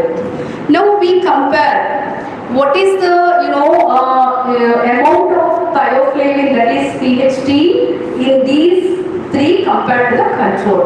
Look at the graph over here. There is more in ILA3 compared to the control. So that indicates the protein aggregation is more when compared to the control in the ILA3. That indicates when there is a more recurrence of the spits, there is more protein aggregation in the patients. So that is the one reason they are getting the seizure again. This is one result, and this is another result, that is hydrogen peroxide utilization. This is reverse. The H2, that is the protein aggregation, and if you compare hydrogen peroxide, it's the reverse. So the hydrogen peroxide utilization, if you see percentage of utilization, that is more in the control, whereas less in the ILA3 patients. That indicates there should be an enormous amount of hydrogen peroxide utilization when the person is healthy. So when it is coming to the seizures, the percentage will be decreasing. That's what this graph shows. That's why when compared to the control, ILA3, there is low levels of hydrogen peroxide utilization. Then similar to the catalase, more or less the catalase activity coincides with the hydrogen peroxide, as you all know. These are all related to the ROS. So similarly, the catalase activity is also more in the control compared to the ILA3 patients. This is, represents the ROS. The reactive oxygen species, when compared to the control, ILA3 is more because the cells were dying. The reactive oxygen species, because when the ROS is more, they undergo the apoptosis, the cell death will be occurred. So it leads to the high level of this ROS in the ILA3 patients. Those are all biochemical. As I mentioned, we have done the biochemical as well as the molecular studies. So those are the results of the biochemical test. Now it was coming to the molecular. So as I mentioned, molecular we have done the semi-quantitative PCR as well as the Western blot. The first thing indicates the semi-quantitative PCR. I think you all have an idea about the PCR. What is PCR? Yeah. Who invented that? Who? Harry Mullis. So did he receive any prize for that?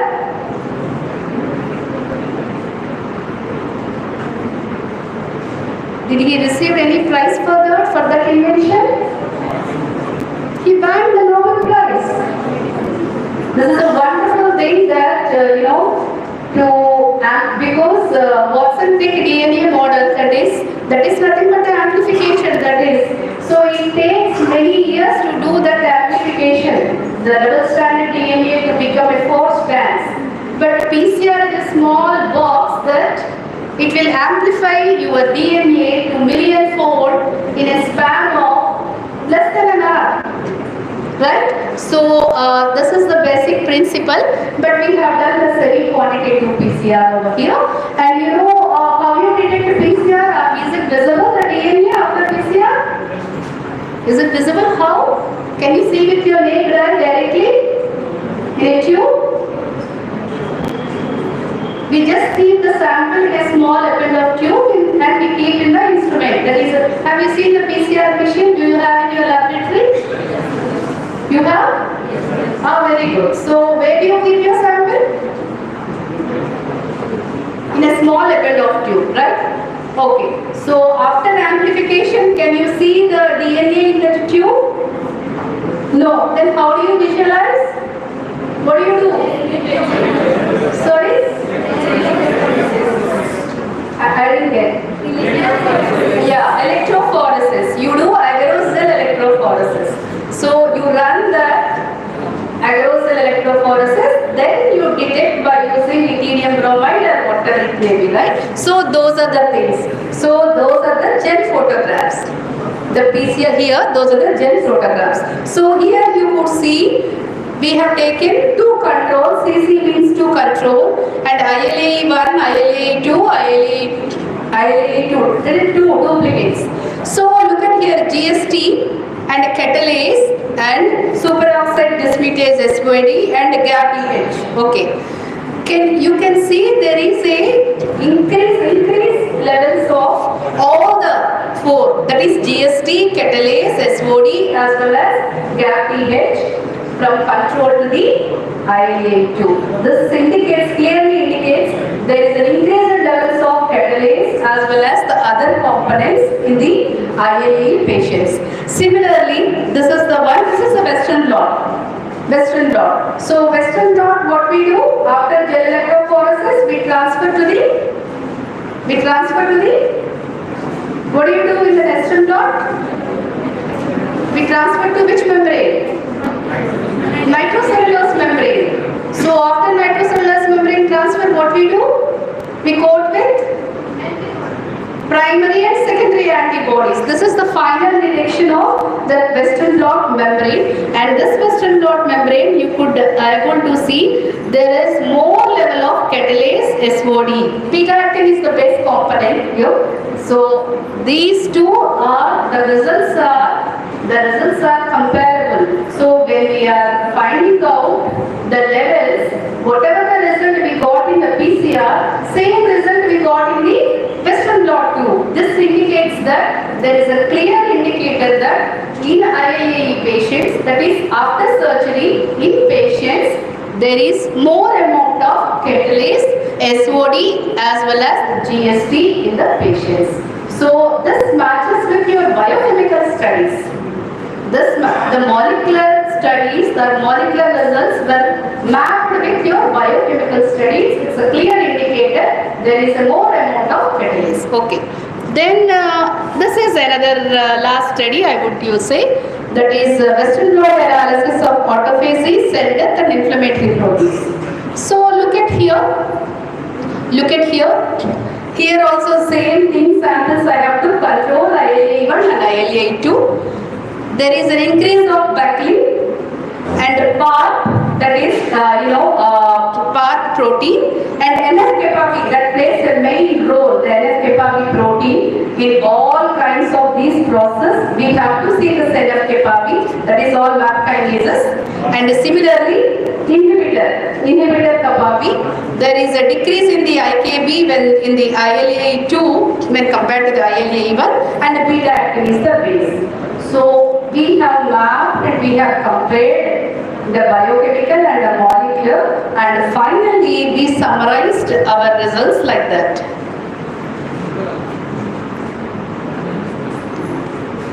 So increased hydrogen peroxide neutralization catalase activity observed in both ILA1 and the other ROS levels found in ILA2 and 3. And semi-quantitative PCR and Western blot in ILA2 to 3, there is increased levels.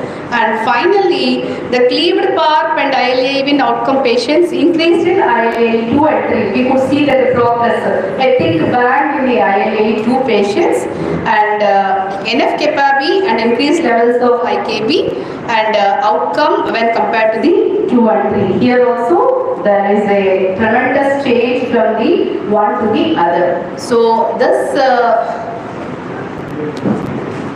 we summarize that stress markers, autophagy markers and cell death markers and inflammatory markers, they play a key role, and they are the main factors which were controlling the seizures recurrence in the FCD-alive patients.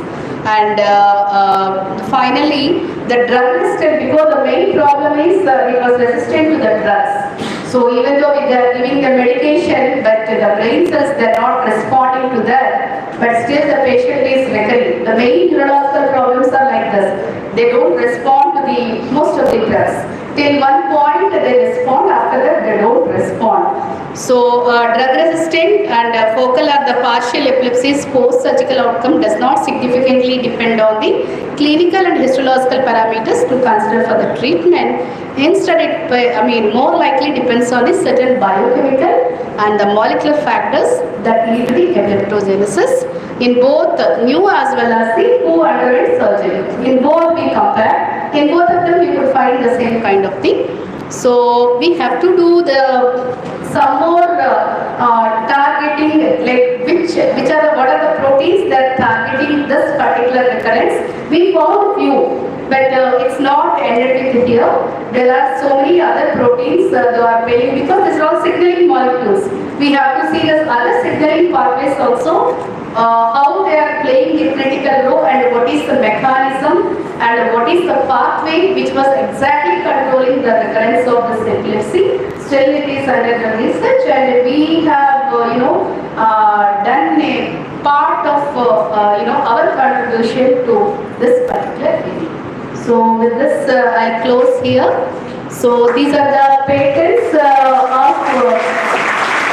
our research. So we were able to get, as I mentioned, there are two methods involved. One is the PCR and the other one is Western blot. So both of them we patented because we normalized and we have developed a new kind of methodology in checking this kind of recurrence. So both of them we patented. One is already granted, the German one as I mentioned. The other one is yet to be granted in the process. So these are the things. Yeah. Thank you. Thanks very much.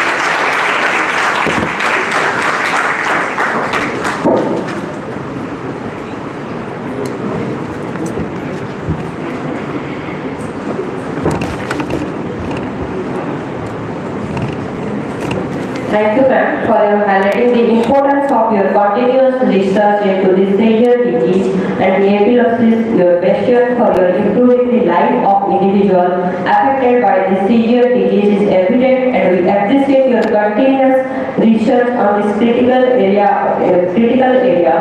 And now, as the tradition of honor and to express our respect, it is the time for felicitation of Madam. Please, ma'am, on the dais, and I would like to request the chief guest of this meeting, Professor Thynks, the convener, Dr. Subramanian Manager, sir, co-convener, Dr. Mumtaz Khan, sir, and organizing secretary, Dr. Ghansam, sir, to felicitate, ma'am.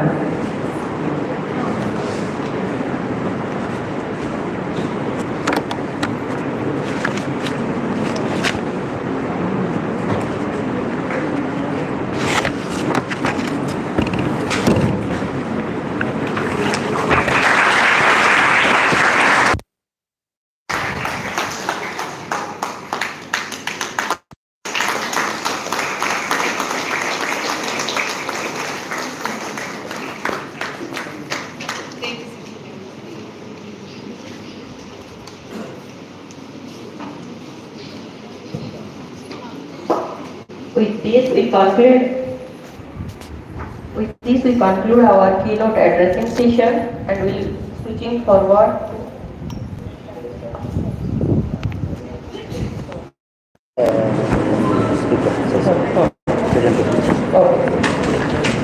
Currently, there is no tea break and we are staying late, and we will switch to the technical session and handing it over to the technical session anchor.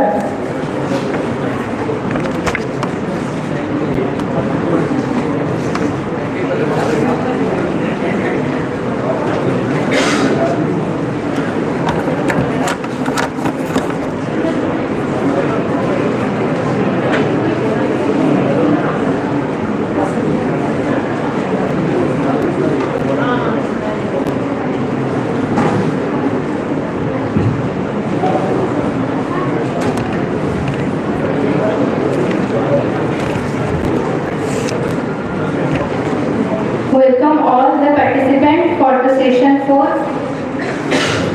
In this session, we have 8 speakers.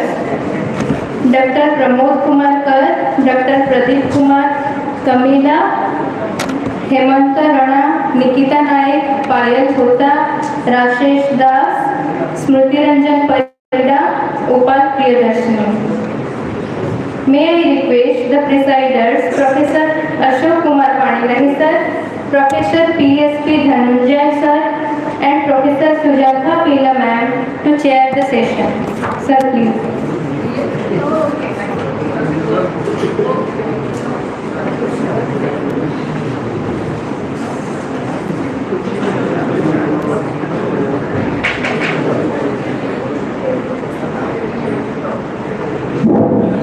I welcome you all to this technical session 4.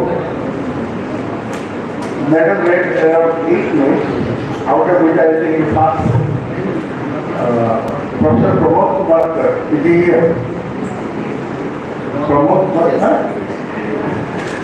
he is the fast speaker for today. He will speak on forestic diversity of a grassland community and Cycas in the district of Odisha. This is a very new topic. I request Pramod to explain his academic achievements last 2 minutes, then we can take around 20 minutes for the lecture.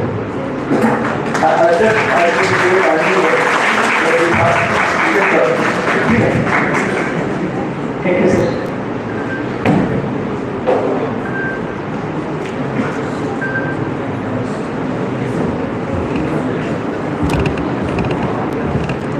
Esteemed chairperson, guest, research person, and my dear student.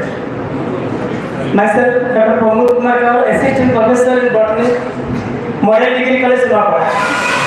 Today my topic is holistic diversity of the grassland community in a Korea, the district of Nuapara. Our topic is diversity, biology and diversity. Biodiversity is the most important topic. But my topic is grassland biodiversity.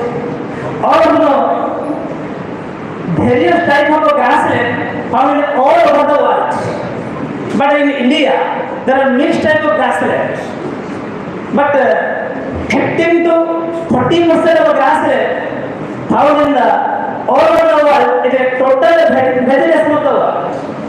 But the grassland control all the vital activities, both animals and plants and our environment. It controls the ecological balance, many medicines, phytochemicals, and many types of research found in the grassland community in all over the world. Next.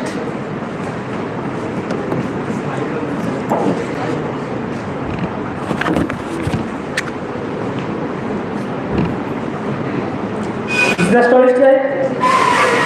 The map of Nuapara. The Nuapara district consists of 5 blocks. This is the Korea block. This is my study site. All of you know, in our course, this is the quadrant. It controls the species area core method by order. But the various types of quadrant is found. In mosses, lichen, there are 20 into 20 centimeter. But in homogeneous grassland, there are 50 into 50 centimeter. But a heterogeneous grassland, these are about 100 into 100 centimeter, the quadrant size. The climate condition, all the Indian grassland are controlled by the climate condition. It includes rainfall and atmospheric temperature. But the locality is a very monsoon season, or is the rainy season, winter season, and the summer season. This is the rainfall. The total rainfall is during the study period 1454.1 mm. But the rainfall is maximum in the month of July and minimum in the month of January.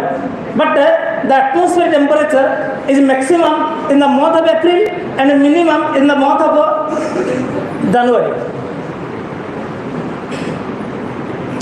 This is the soil sample.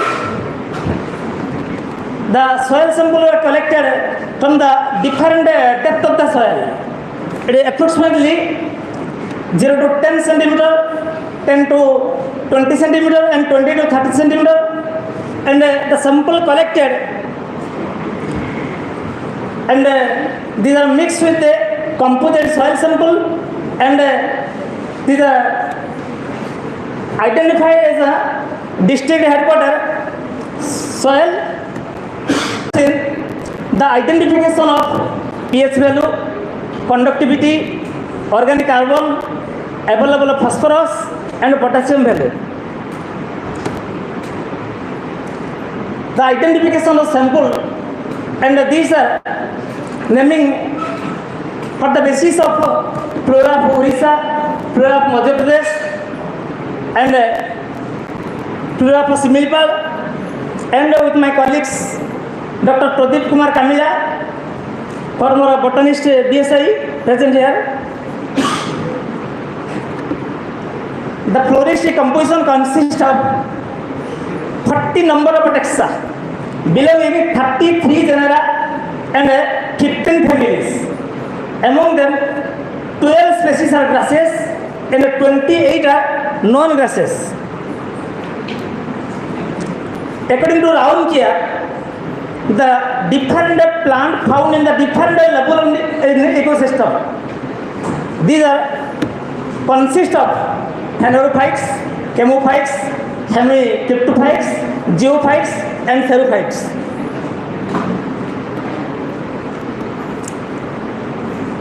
The total species found in this area includes 15 family, but Poaceae is the most dominant family in this area. So this is the grass family. This is the stratification. It controls the different layering of the plant body. In a forest ecosystem, there are 5 to 7 strata. But in grassland ecosystem, there are only 3 strata. One is top, middle strata, and the lower strata.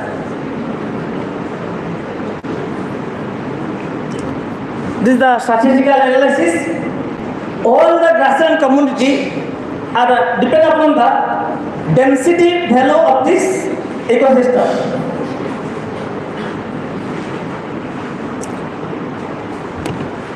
So, pani tips. Pani.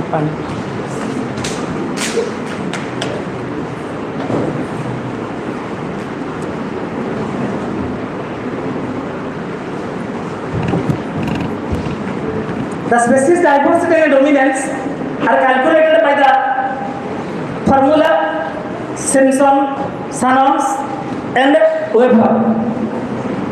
This is the biomass. All of you know what is biomass. The biomass is the total dry mass of the plant body. These are divided into 2 parts only. One is above ground, other is below ground. The above ground biomass are consist of 3 parts only. One is a leaf green, standing dead, and a litter. What is the leaf green? The green part of the plant found in the above surface of the soil. But what is standing dead? The dead part of the plant. The dead part of the plant found in the plant body. But the litter, what is litter? The litter is the detached part of the plant body. And the below ground is these are found in the below the ground. These are road level only. What is primary productivity? It is calculated by the positive increment of consumed biomass during the study period. It is calculated by the formula short-term harvest method by order. The turnover rate, the T equal to A by B. A is the turnover, A is the annual increment, but B is the maximum biomass.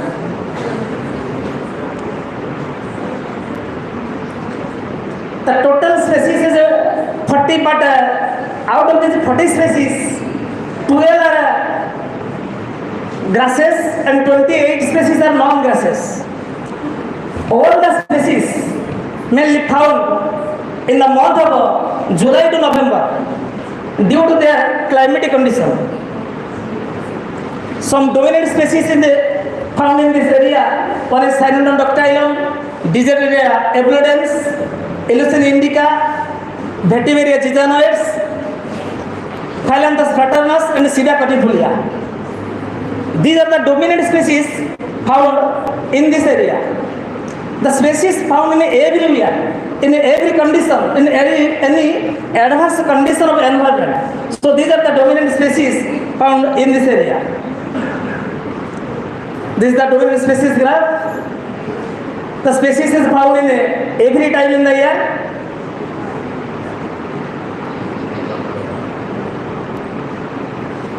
This is the species biodiversity. When the diversity is increased, the dominance is decreased. When the dominance is increased, the diversity is decreased. The diversity control the stability of the community, but the dominance control the productivity of the community. The dominance index are directly, negatively correlated with the diversity index. So the dominance index and the diversity index are negatively correlated because the diversity is increased, dominance is decreased. So their R value is minus 0.983, but P is significant value.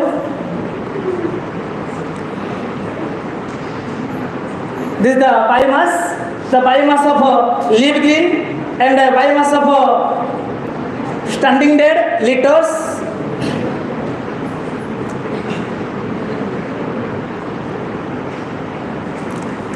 This is a system transfer of organic materials. All of you know the gross production equal to net production plus R. So Pn is equal to Pg minus R. Pg is the gross production, Pn is the net production, but R is the respiratory loss. The grass production value is more high than the non-grass production. So the grass is a dominant in the grassland field.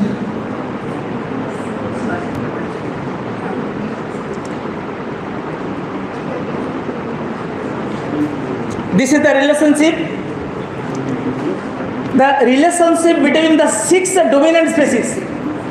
All the species are correlated in each other. But the Sida codifolia is not correlated to all the species. So Sida codifolia is the perennial herb and all grasses are correlated. This is the graph.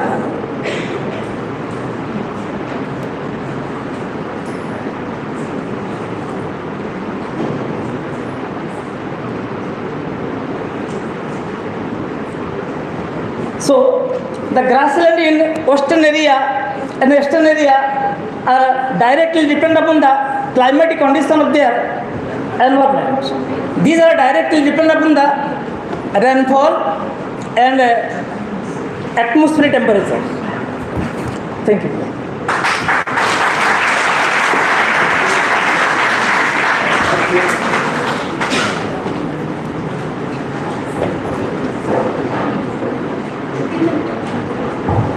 Thank you, Dr. Momo, for your nice talk. Let me tell you one thing. Nowadays, many people they work on biotechnology, DNA sequencing, protein profiling, all this. All these things you will find represented. Very few people. Work on.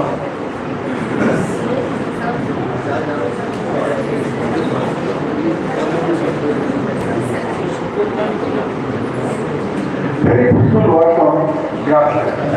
In fact, there are counted few those who work on grassland.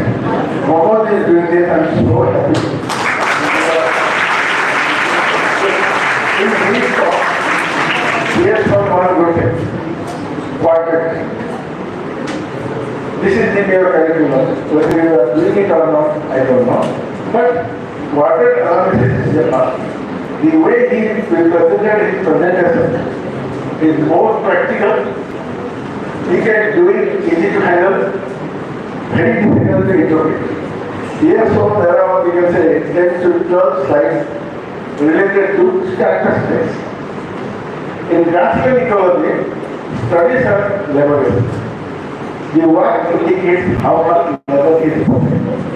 I wish that Dr. Pumod continue this type of work, and this type of seminar presentation will encourage younger generation to manage and adapt and do this type of work.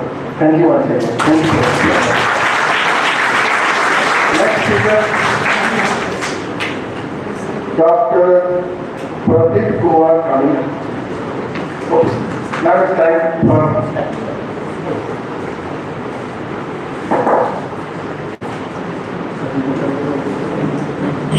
May I request Professor Ashok Kumar Pandikani sir, Dr. Alka Sahu ma'am, Professor P.S.P. Dhananjay sir, Professor Sujatha Pida ma'am, Dr. Subrat Kumar Pandikani sir, Dr. Ghanshyam Behra sir, and Dr. Mumtaz Khan sir to felicitate.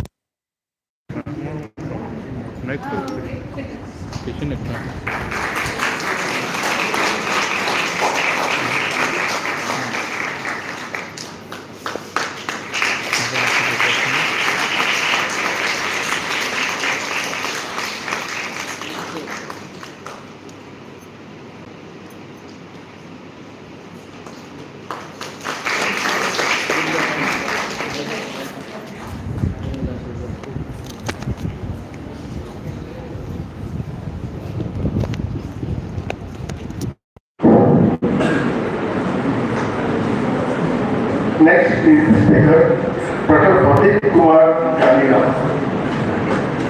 He will speak on nutritional and phytochemical characterization of Cycas growth for nutritional and food supplement. Cycas is a plant which you have read. Now here coming, what is doing with Cycas? Dr. Kamila? Yes, sir. You can start. Thanks.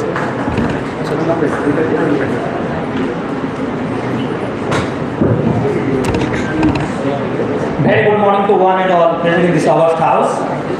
Respected chairpersons, respected dignitaries, and other attendees. I, Dr. Pradeep Kumar Kamila, working as an assistant professor, Department of Botany, Model Degree College, Nuabada, that is affiliated to Mανikeshwari University. And today I am going to talk on a topic, nutritional and phytochemical characterization of Cycas seed flow, sphaerica seed flow for nutraceutical and pharmaceutical food supplements. And although you know Cycas as a BSc Botany and Zoology students and MSc Botany and Zoology students, we all know very well about Cycas, as there is a gymnospermic plant.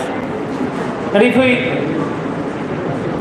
differentiate between the gymnosperm and angiosperms, the most common character is the gymnosperms are naked seeded plants, as the seed are present within the fruit wall. But in case of gymnosperm, we will find the naked seed only. So, in this work, I have characterized the phytochemical composition and nutritional composition of the seed floor of Cycas sphaerica.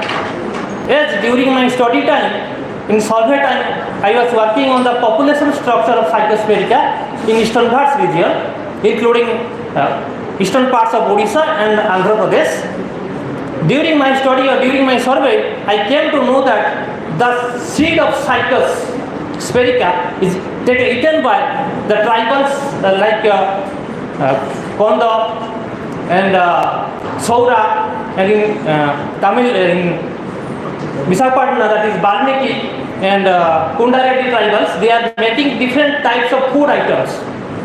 So this made me that curiosity become the key.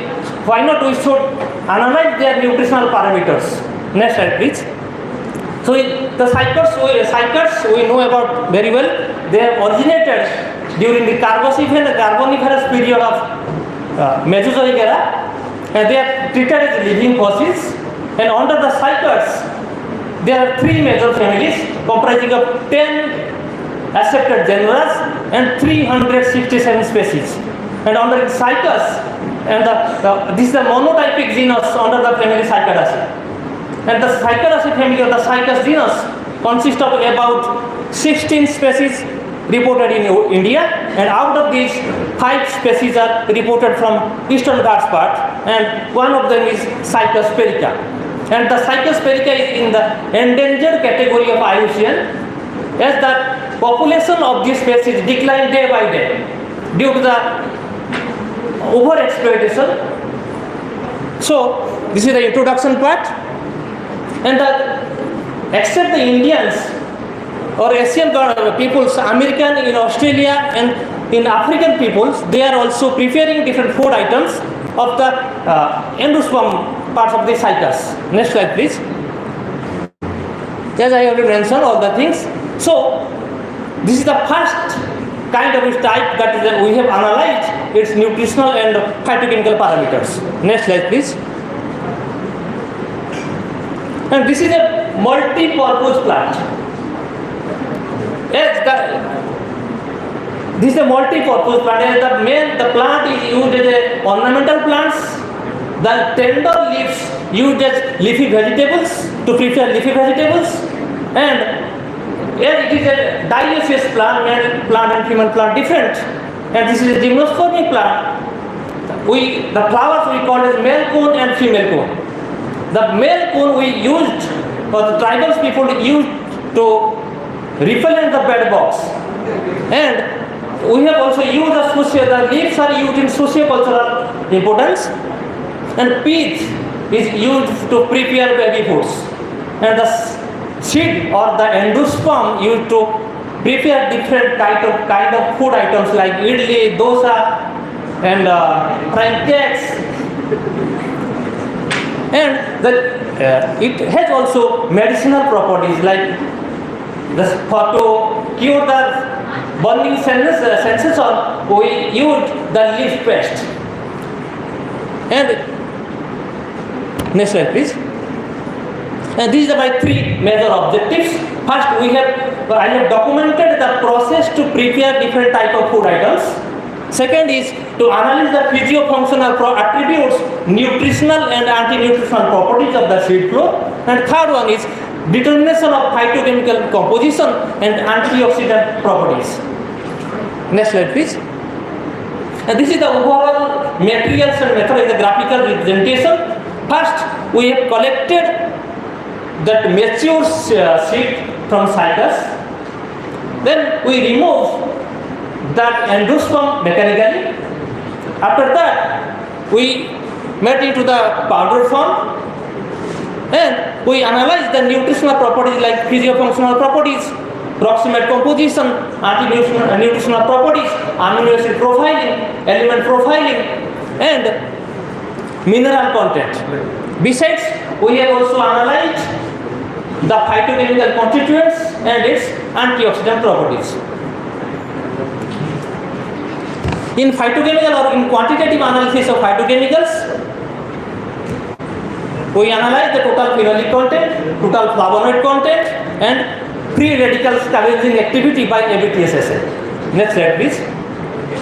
And this is the whole documentation, the process of preparing food items using Cycas seed flow. First, the tribal people that are living near to the forest areas, they are collecting the mature seeds of Cycas, then they remove the endosperm by mechanical way. After, to detoxification or to detoxify, they are keeping the endosperms in running water for 24 hours to detoxify the endosperm. After that, they are drying in sunlight, open sunlight, and to prepare the flour, they use 1:1 proportions rice and Cycas endosperm. After preparing the seed flour, they make into porridge, and after making porridge, they stuffing with the coconut, grated coconut. After that, they fried in sunflower oil, and now the production of ready-to-eat cake. And this is the overall photographs I have taken in Noyagढ़ district of Odisha. Next slide, please. And the next objective of my work is to estimate the physical and functional properties. In that aspect, I have estimated the pH value, the color, the water absorption capacity, and oil absorption capacity. The pH is slightly acidic, that value is 5.47. And when I estimated or determined the color by using colorimeter, I found that the color of the seed floor is whitish in color, and the redness value is 2.7, and B value is 15.83. When I estimated the water absorption capacity and oil absorption capacity, I found that 1.32 gram water per dry sample, and for oil absorption capacity it is 1.03 gram oil per gram dry weight. Next slide, please. And this is the graphical representation of nutritional and anti-nutritional composition of Cycas sphaerica seed floor. And during analysis, I found that the Cycas sphaerica seed floor highly rich in carbohydrate, followed by protein. That carbohydrate percentage is 66.48% or gram in 100 grams. Similarly, in protein, 16.8 grams per 100 grams, and fiber is 2.79 gram per 100 grams. And when I analyze the vitamin C, phytate, tannin and oxalate, the values are the vitamin C for 32.6 mg per 100 grams, and phytate 0.07, tannin 0.06, and oxalate 0.02. All these three are the anti-nutrients, and all are in the suitable limit or safe dietary limits. Next slide, please. Now this is the when I compare with the proximate composition with the other edible seed floor, that is from penguin, unripe cooking banana, sweet potato, barley, oats, and Cycas seasonal is endosperm also edible. So the data is comparable, and Cycas sphaerica seed floor is up to mark or nearer to the what we are eating, that rice or barley or oat. Next slide, please. And this is the amino acid composition. During the amino acid composition, I have divided, or the sample has 17 amino acids, including 8 essential amino acids and 9 non-essential amino acids. Out of these 8 essential amino acids, that leucine is 0.92 mg per 100 grams, and glutamic acid among the non-essential amino acids is the predominant one. Next slide, please. And this is the element profile. I have analyzed the both macro and micro elements or nutrients. Among the macronutrients or elements, that potassium is the predominant one, and in the among the micronutrients, iron was the predominant one. Next slide, please. And this is the GCQLS analysis for phytochemical. What are the phytochemicals present in the seed floor of Cycas sphaerica? During the analysis, about 99.6% compounds are present in the Cycas sphaerica seed floor, dominated by 3-O-methyl D-glucose, that is a carbohydrate group of compounds. Next slide, please. And this is the overall major constituents of different classes, and are dominated by that carbohydrates, followed by fatty esters. Next. And the quantitative analysis of phytochemicals. For quantitative analysis of phytochemicals, we took ethanol extract, and we estimated the total phenolic content by FC reagent method, and TFC, total flavonoid content, by colorimetry method, and we estimated 43.49 gram gallic acid equivalent per gram of total phenolic content, and flavonoid content is 96.33 mg quercetin equivalent per gram respectively. Similarly, in ABTS free radical scavenging assay, the IC50 value is 95.0 mg per ml against the standard ascorbic acid, that is 2.12 mg per ml. And this is the conclusion part. The seed floor of Cycas sphaerica is rich in carbohydrate, protein, fat and ash and vitamin C and also substantial amount of essential and non-essential amino acids. Based on the present findings, it can be concluded that Cycas sphaerica seed floor has high nutritional value and may be used as food supplement and nutraceutical. Further, the identified phytic constituents may serve as source for compounds for pharmaceutical applications. Next. This is the acknowledgement part. I sincerely express my sincere gratitude to both the supervisor, Professor Pavitra Kumar Mahapatra from Revenue University, Cuttack, and Dr. Pratap Chandra Panda, former principal scientist RPRC, and now he is working as a professor at SOA University. And funding support received from Department of Biotechnology, Government of India, under a All India Coordinator project. Thanks to esteemed principal sir, Model Degree College Noapada, for his support and encouragement. And lastly, I would like to express my sincere gratitude to the whole organizing committee of this semi-national seminar for this opportunity. Thank you. So I have one question. Yes, ma'am. So it's a good work, but you have shown everything. But you tell me what is the, because Cycas is an old plant. Yes, It's an ma'am. old plant. Yes, ma'am. So what is the novelty and extra finding you did, like you have, identified in your entire research book? Because the carbon component and all those things are already reported, right? Yes, ma'am. So what extra did you find? Ma'am, this species contain a toxic substance, two toxic substances, that is BMAA and Cycas that causes neurodegenerative disease or Alzheimer's disease. That's what I'm saying. Have you, because you are in two phytoconstituents of pharmaceutical applications, that is the last conclusion you made. Yes, ma'am. So those are things you are talking about, right? Okay. So on what are the diseases and how you have studied that? You Actually, are saying Alzheimer's. yes, ma'am. Actually, another. Have you tested on those? No, ma'am. Actually, another group of our department Okay. doing that work. Actually. Presently, it's the pipeline. Yes. Pradeep, it's a very good work. Thank you, sir. Right, so particularly I think because when you talk about, because this subject is like that, right? So the title, you made it so fascinating, nutraceuticals. Yes, ma'am. Right, so Yes, sir. nutraceuticals does not require any great approvals. Right, like you need to go to CDSU or DCGA or FDA for approvals. Right, I think whatever the part, the new findings you got, I don't know whether you have all got the IPR cells with you. Right, it's called as intellectual property rights.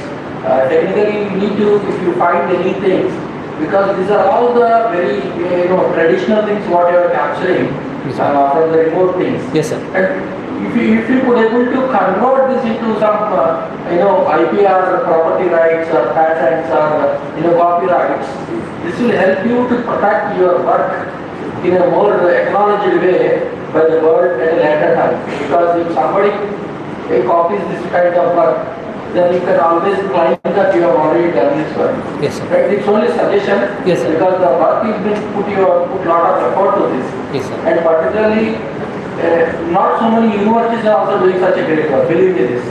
And when you have done this kind of work, you need to protect your work. Yes. That's most important. And Indians are very poor in documentation. We are very bad habit of documenting. We do a great work, but we never document. That will all go into drain. Yes, sir. Right? So please start encouraging yourself to make yourself convenient to your juniors and to your other people. Right? It's only suggestion. Yes, sir. Thank you, sir. It is said that this work is covered by good publication in South Africa Journal of Botany. So if you publish, you cannot patent. Yes, sir. Right? Please don't publish your work if you are wanted to grant a patent. Never publish your work. If you publish your work, your patent will not be given because that's already in public domain. Okay, students, if you identify any new invention, first you go for there are two kinds of patents. I think I recommend Subrat sir for you.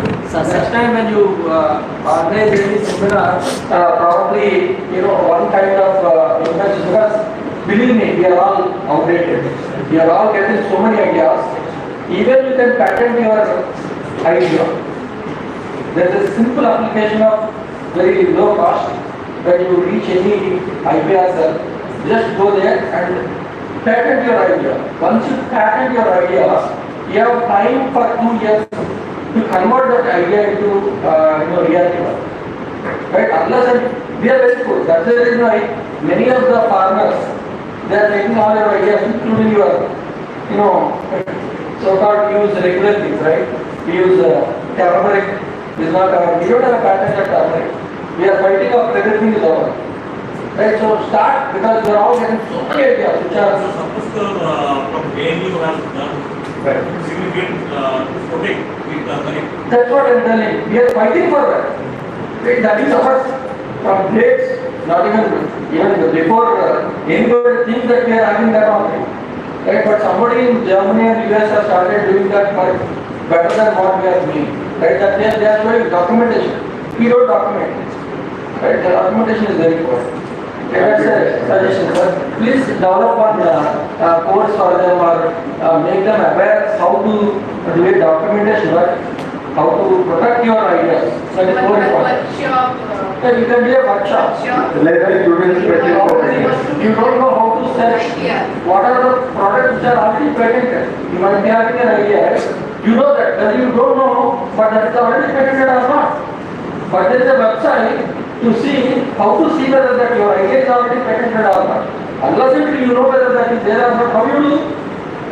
First thing is what?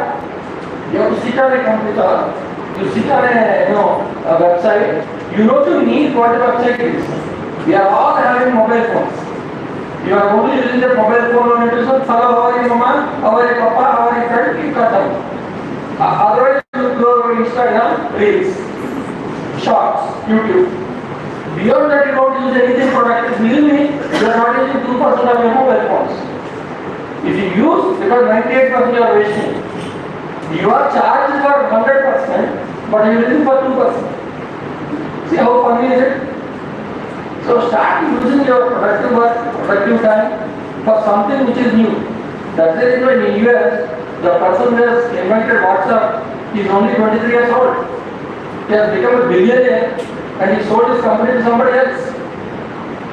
At 40 years old, they are searching what to do. I am not joking. Because we are very poor in documentation. We don't know what to do.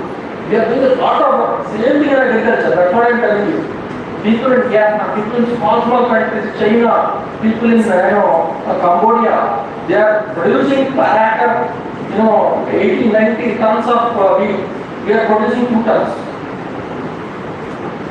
It's very good. You need to get an awareness, get into that, because you are all youngsters. If you don't work now, you can work there. Thank you.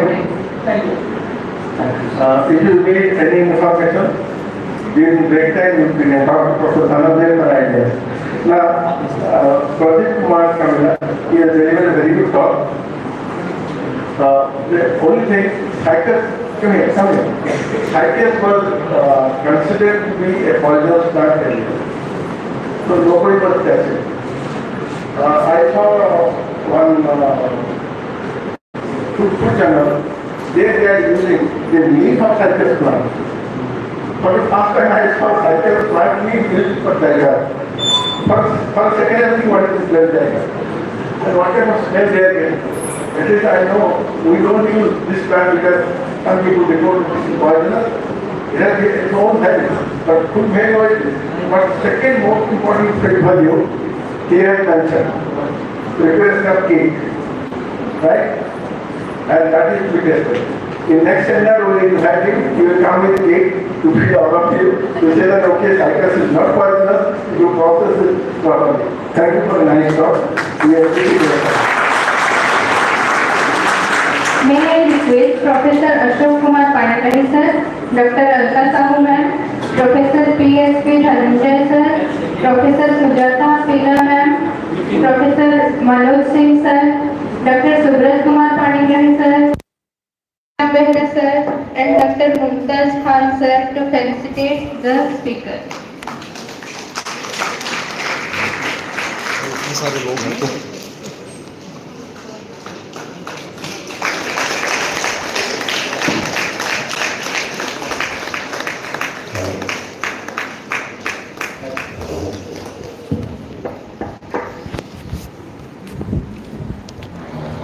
The next speaker, Hemant Rana,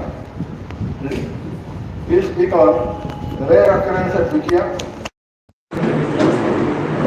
in Kalahandi and in the adjoining areas of Odisha, needs documentation and conservation. Now, Dr. Rana.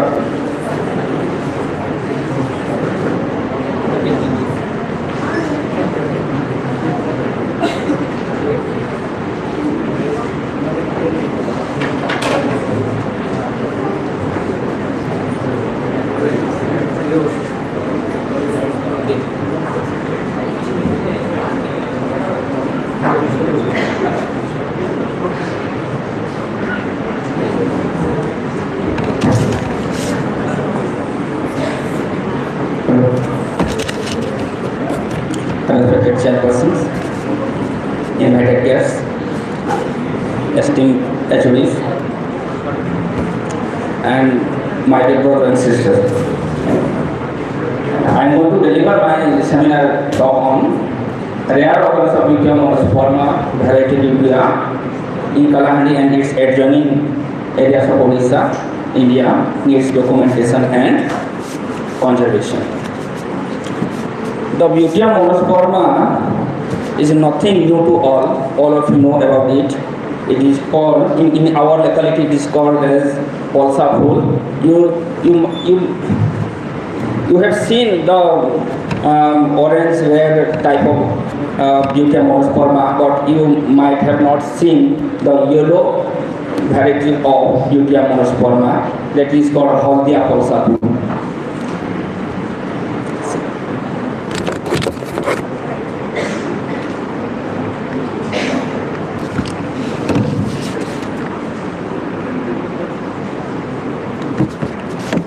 The genus Biochemical is an ecologically and medicinally significant group of plants widely distributed across the tropical and subtropical regions. Biochemical monosperma, commonly known as flame of the forest, is renowned for its vibrant flowers and numerous applications in traditional medicine. Its bark, flowers and seeds are used in Ayurveda for medicine and treating various ailments such as inflammation, wounds and gastrointestinal disorder. A new variety of Biochemical monosperma that is called Biochemical monosperma variety Lutea has been recorded in Kalahandi and its adjoining regions. This variety is notable for its distinctive yellow flowers, with differentiated from the characteristic orange-red blooms of Biochemical monosperma. Reports of its presence in India remain scarce, highlighting its limited distribution and rarity. The previous occurrence in India, previously it was documented in Nizamabad, that is presently mostly Telangana, Gujarat and Maharashtra, and one plant from Chhattisgarh. And I could not find any one documentation from the Odisha. And my matters by the guidance of our Dr. Behra sir, we visited the wild regions of Kalahandi and adjoining areas in Odisha. The region is characterized by dry deciduous forest with lateritic and alluvial soil type and coastal diverse flora. Field sampling and identification. Field surveys are conducted from 2013 to till date. Samples are collected, photographed, and urban species has been prepared. Following standards, botanical protocols, morphological characters were compared with the Biochemical monosperma using taxonomic keys and data found in several taxonomies identifiers.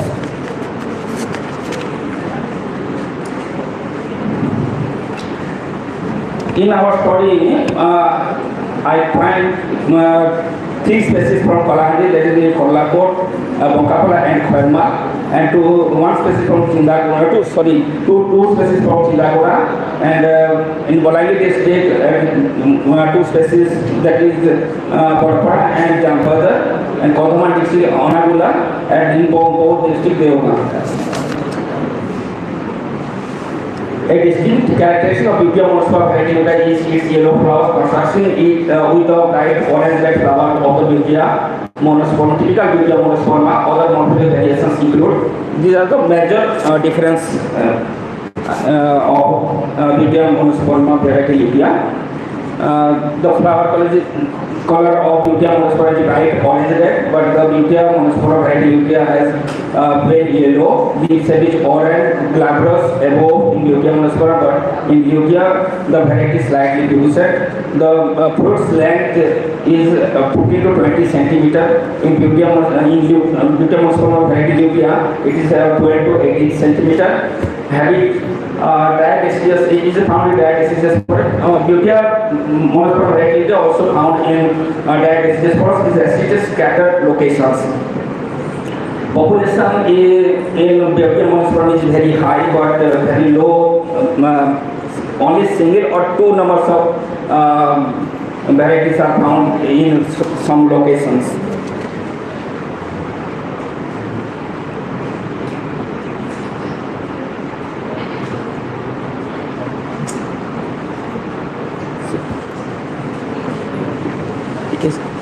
Can somebody help me?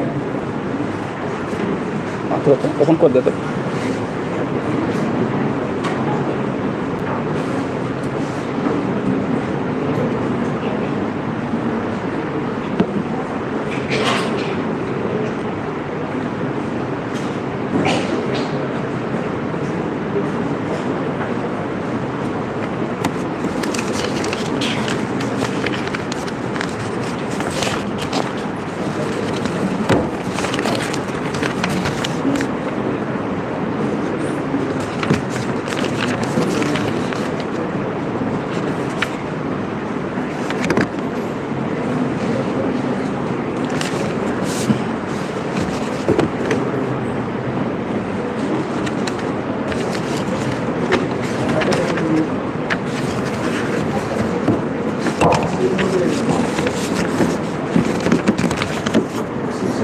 अलग है नहीं बात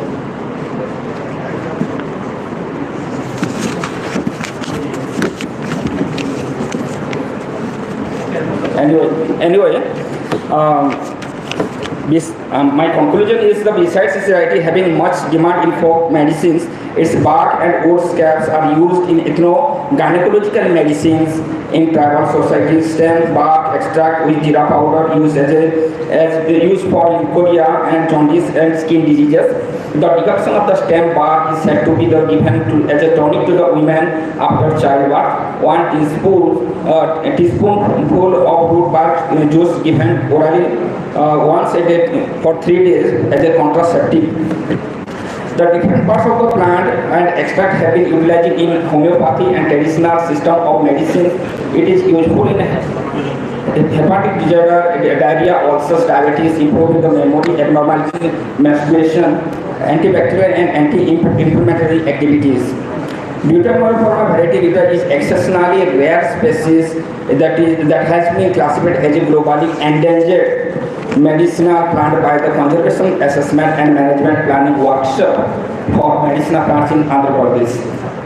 Given its rarity and endangered status, greater focus should be placed on its conservation.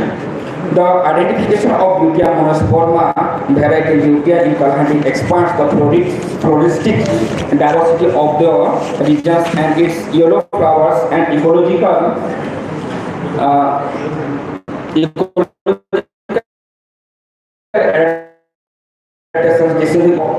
aligned previous stories highlighting the importance of floristic diversity in maintaining ecological to balance for its documentation. Further research is needed to explore its phytochemical properties, genetic diversity and conservation strategies.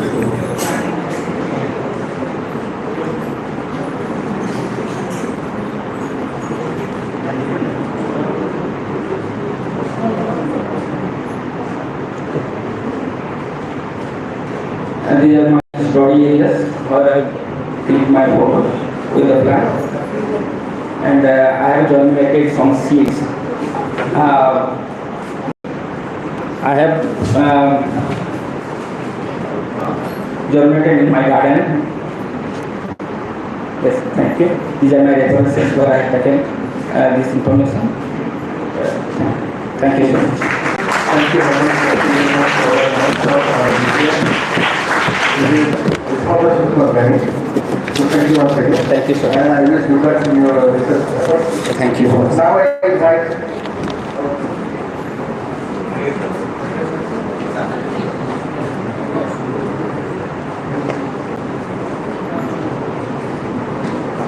May I request Professor Ashok Kumar Pandey sir, Dr. Alka Sahu ma'am, Professor P.S. Dhananjay sir, Professor Sujata Pilla ma'am, Professor Manoj Singh sir, Dr. Subrat Kumar Pandey sir, Dr. Sancham Behra sir, and Dr. Mumtaz Khan sir to felicitate this video.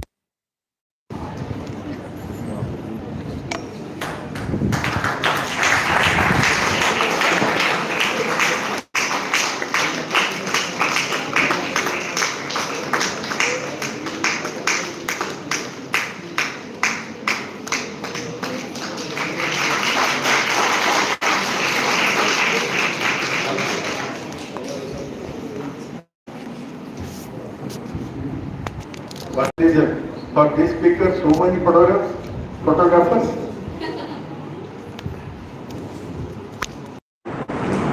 Now I invite Nikita Nayak, who will speak on this diversity associated with environmental parameters in Happy River surrounding Odisha. She will be the last speaker in our competition. Let's start the competition. Nikita, you can start.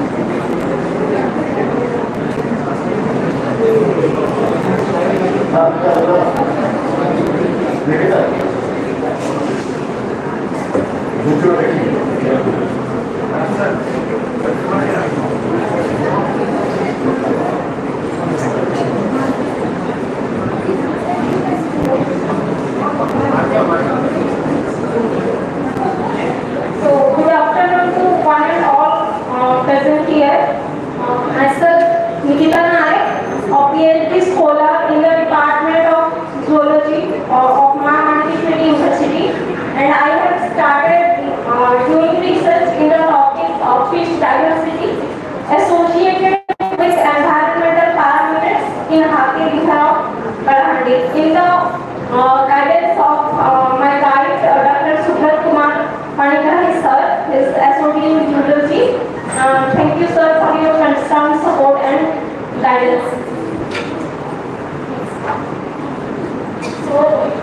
In introduction, I have tried to define the term biodiversity, and before me, many dignitaries have already defined the term biodiversity. Many of us, we already know what biodiversity is. It simply refers to the variety and variability of living organisms on Earth.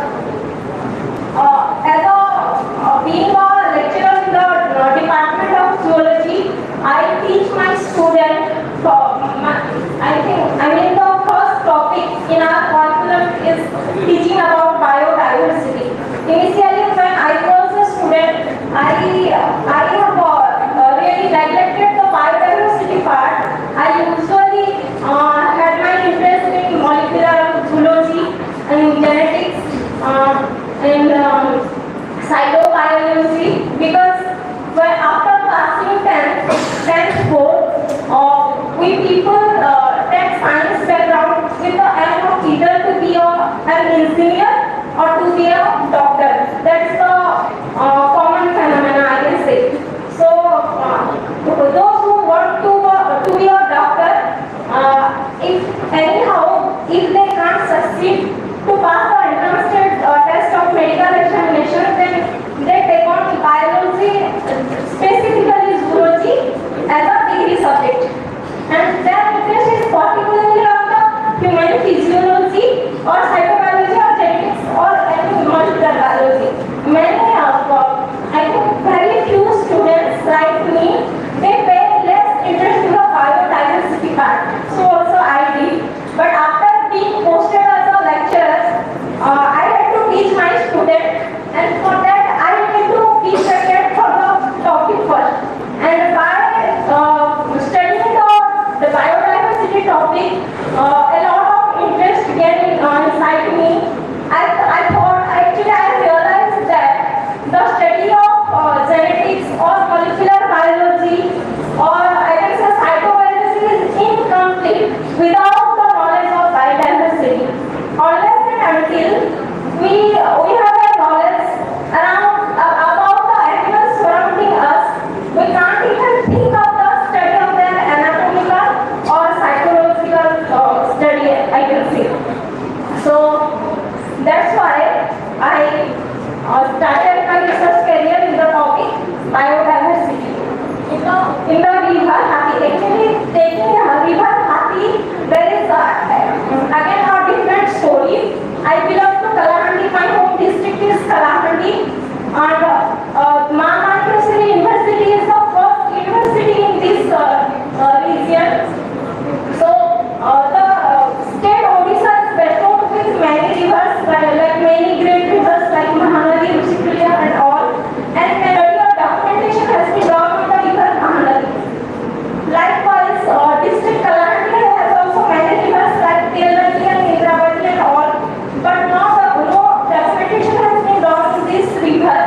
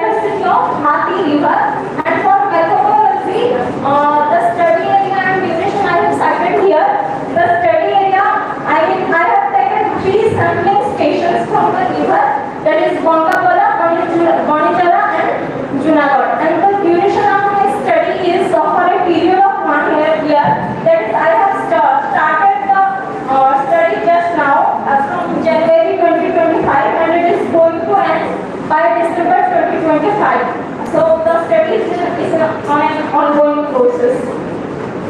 Next. For sample collection, I have conducted the local feature nets and with the help of cast nets, gill nets, drag nets, fishing traps, we have collected some samples and also I have collected some data also from the local fish market. And for preservation, those species which could not be identified on the spot, they were preserved on 10% formalin. And what I have taken some water samples also, and I am associating my fish diversity study with the environmental parameters also. Next. This is the result of water sample state of 3 sites. These are the values of pH, alkalinity, dissolved oxygen, iron, acid, TDS and temperature. Next. And these are the fish species that I have identified till now. The first one is Notopterus, then Cycas, Reba, Barilius, Aspidio, Pariamora, Sirinus megala, Mastosangalus, Amatus, Rita, Valago, Lebiorunda, Opilium, Catla. And the next slide consists of pieces that are still under my study for identification. Thank you.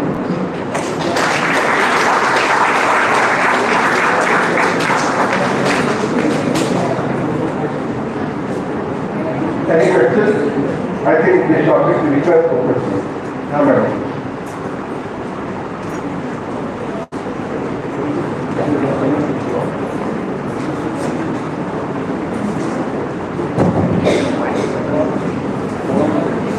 May I request Professor Ashok Kumar Pandegari sir, Dr. Alka Sahu ma'am, Professor P.S.P. Dhananjay sir, Professor Sujata Veena ma'am, Professor Manoj Singh sir, Dr. Subrat Kumar Pandegari sir, Dr. Ghanshyam Veena sir, and Dr. Mumtaz Khan sir to center.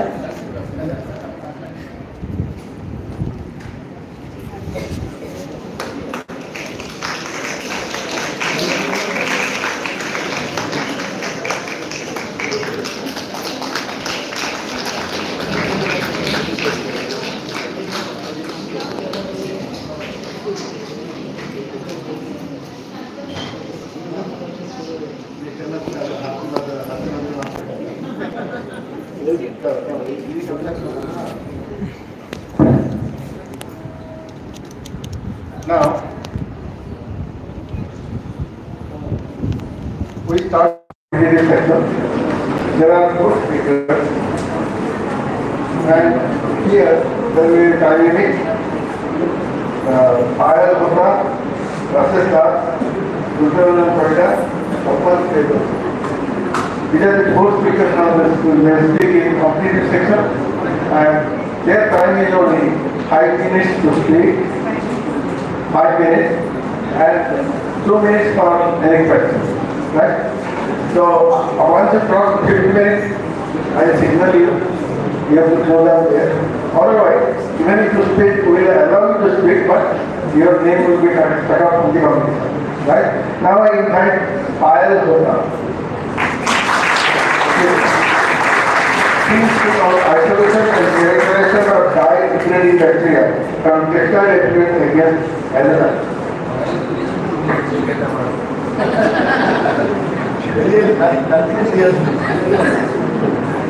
A very warm good afternoon to one and all present over here, respected dignitaries. My name is Payal from PG second year Department of Botany, Mosquito, University, Bhavani, Patna. I am standing in front of you all to deliver a seminar on topic isolation and characterization of dye-degrading bacteria from textile influence against H.O.D. Next. These are my contents. Next. Moving to the introduction part, this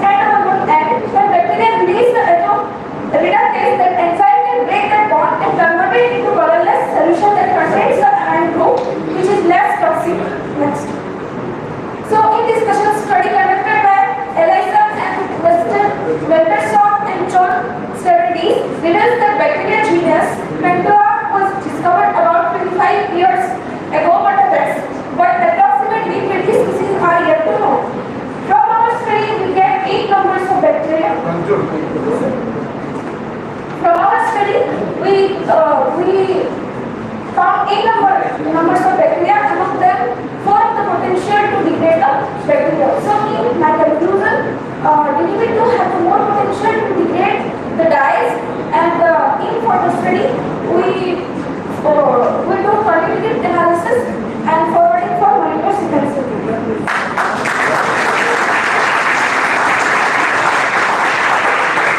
You can ask any question in the field line. Not interested? Great. Thank you so much.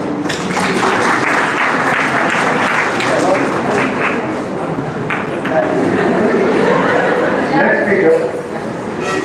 May I request Professor Ashok Kumar Panigrahi sir, Dr. Alka Sahu ma'am, Professor P.S.P. Dhananjay sir, Professor Sujata Pila ma'am, Professor Manoj Singh sir, Dr. Sujata Kumar Panigrahi sir, Dr. Hansam Vihara sir, and Dr. Mumtaz Khan sir to felicitate the presenter.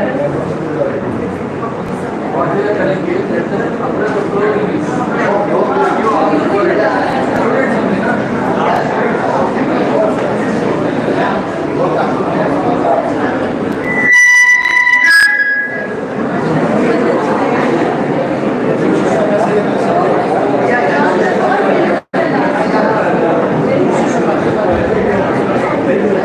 Next is Professor.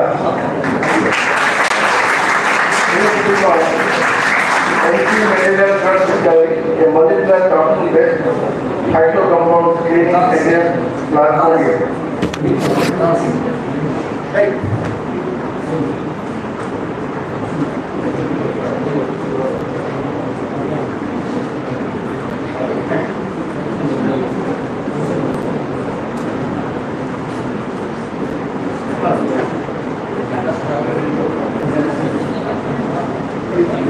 So good afternoon everyone. So my topic is anti-malarial drug discovery. The molecular drug includes phytocompound screening against Plasmodium falciparum fleet subprotein. So I have decided to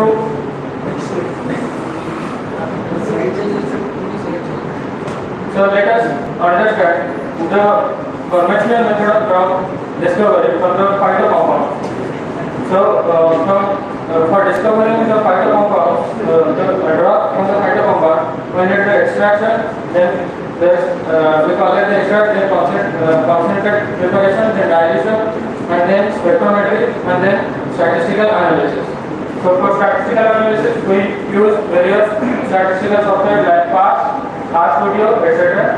And then otherwise we go for high throughput screening, where we use millions and millions of compounds at a time for screening of the drug discovery, which requires 2 to 10 years for screening of the phytocompounds that are present in the plant. And then after that we need the pre-clinical testing of those phytocompounds. Those are screened for in this we need the microbes, the animals, lab animals, and then human cell lines. And we also go for the organoid models for testing those drugs, which requires also 6 years, almost 6 years. And then we go for phase 1 administration of those drugs, which requires 20 to 30 volunteers for safety and doses, which requires 2 years. Then go for phase 2 administration, where we use 100 to 300 patient volunteers. We used to check for efficacy and side effects, which requires 2 years. And then phase 3 administration, where 1,000 to 5,000 volunteers, patient volunteers used to monitor the reaction and long-term drug use. And then we go for review, approval, and post-marketing drug. But the problem in this conventional drug designing method is that the entire drug discovery typically takes around 15 to 16 years. That's why I use a computational method, where the computational algorithms are used for structural analysis of the important proteins of the involved in the disease that we target for the discovery of drugs. So the basic principle is the enzyme when attached to the software, this produces the disease. But if we competitively inhibit the stock substrate by using a drug, there will be no disease. Or we can attach a drug at the allocetic site. So the malaria is a life-threatening disease where we are targeting for the discovery of the drug.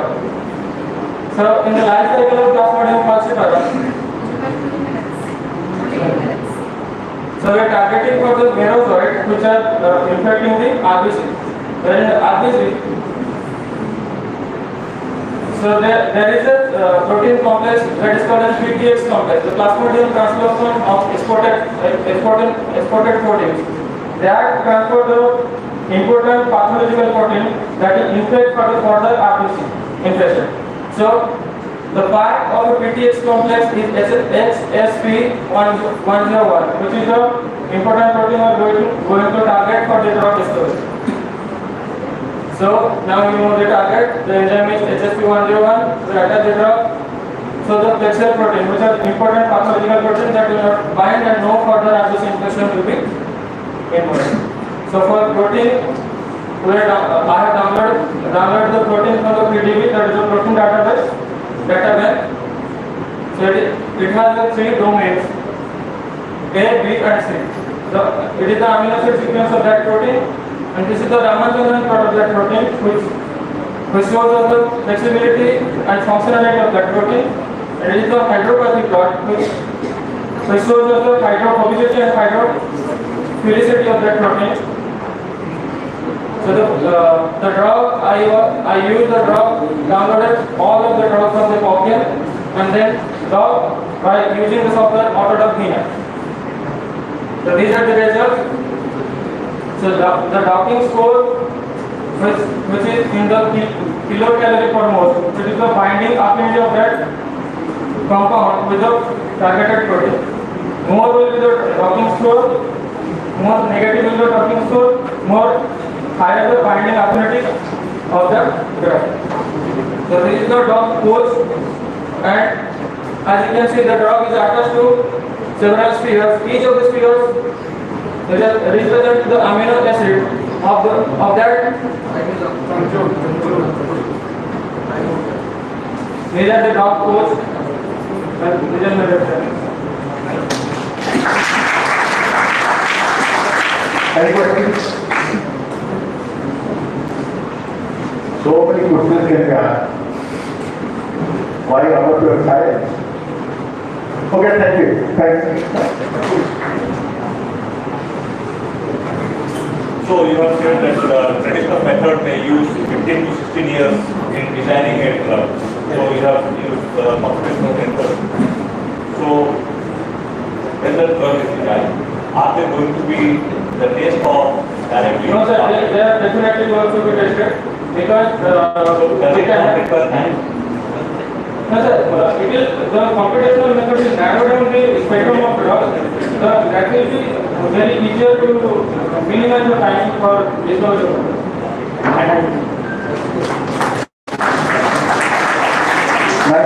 Thank you so much. Next, multivariable corridor.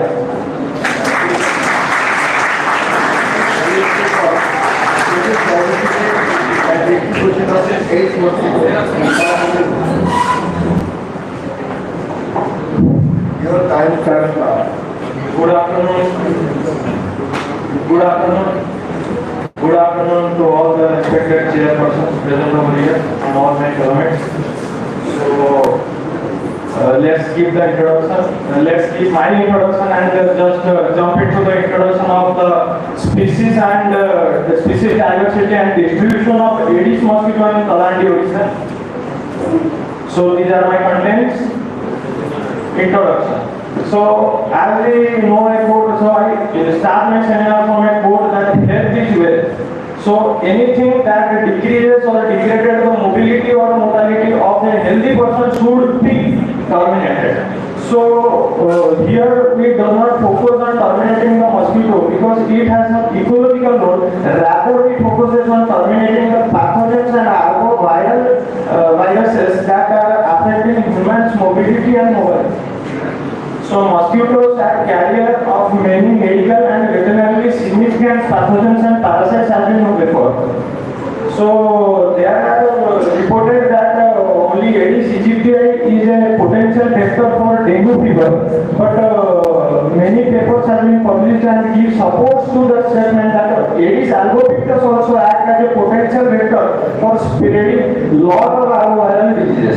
The diseases like chikungunya, dengue fever, yellow fever, river Nile disease, and many more arboviral diseases are spreaded by 4 species of the Aedes genus, that is Aedes albopictus, Aedes aegypti, Aedes vitatus, and Aedes lineatopenis.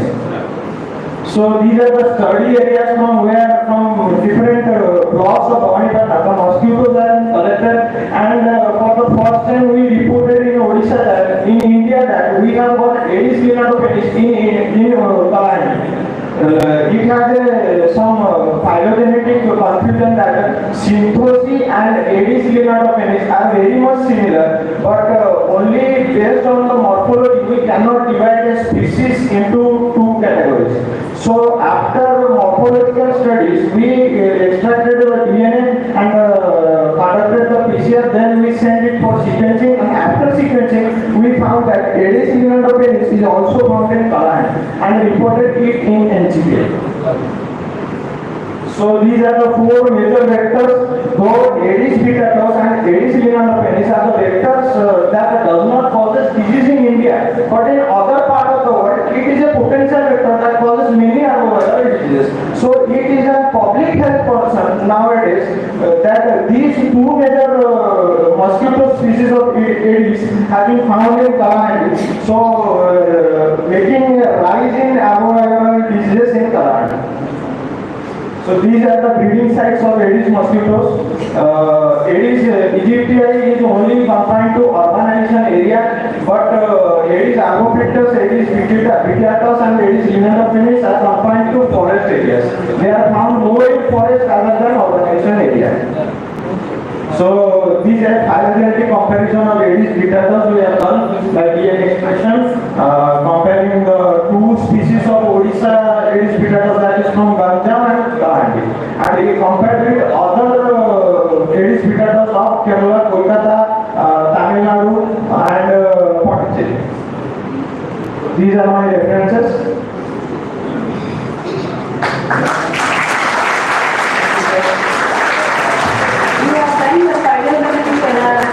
So you have done the DNA extraction and everything in your own. So not comparing with the previous results or something. No, you have said right, we have extracted the DNA and we have done the phylogenetic analysis by comparing with the other species from Kalahari and the other districts you mentioned. Yes. So have you done that here? No, our lab is only confined to DNA extraction and PCR. For So you have sequencing, done DNA extraction PCR? yes. Okay. For sequencing we have sent it To the, okay. to the lab. Okay, that is fine. Yes, ma'am. But DNA extraction PCR you have done in your lab? Yes. Okay. Yes. No, you might have shown but the PCR and the DNA extraction pictures, not the data. Pictures, that you have to keep. Right, yes. Next time the seminar talk about yes, sir. The computational load and the right is said, whether you have done it or you have brought the data. Right. Watch those figures and look at it. Thank you so much. Nice topic, nice presentation. Last part of the list. Now I invite Gopal Biodiversity. She will speak of the in the common population of Odisha. That is it.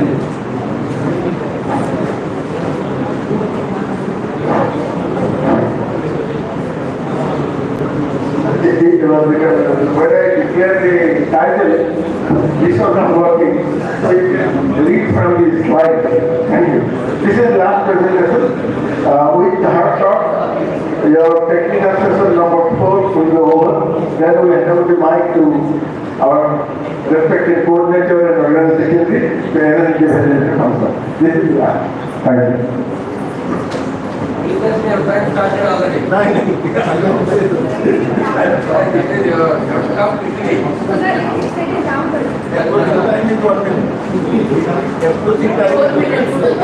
time is actually 4 minutes. Keep talking, come. Otherwise your friends will go. You will start it. Come here.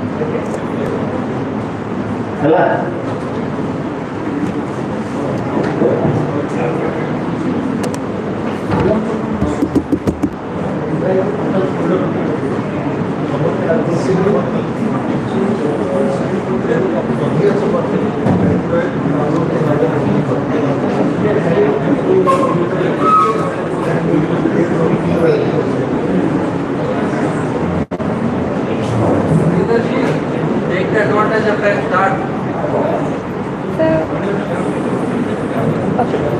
Is the mic?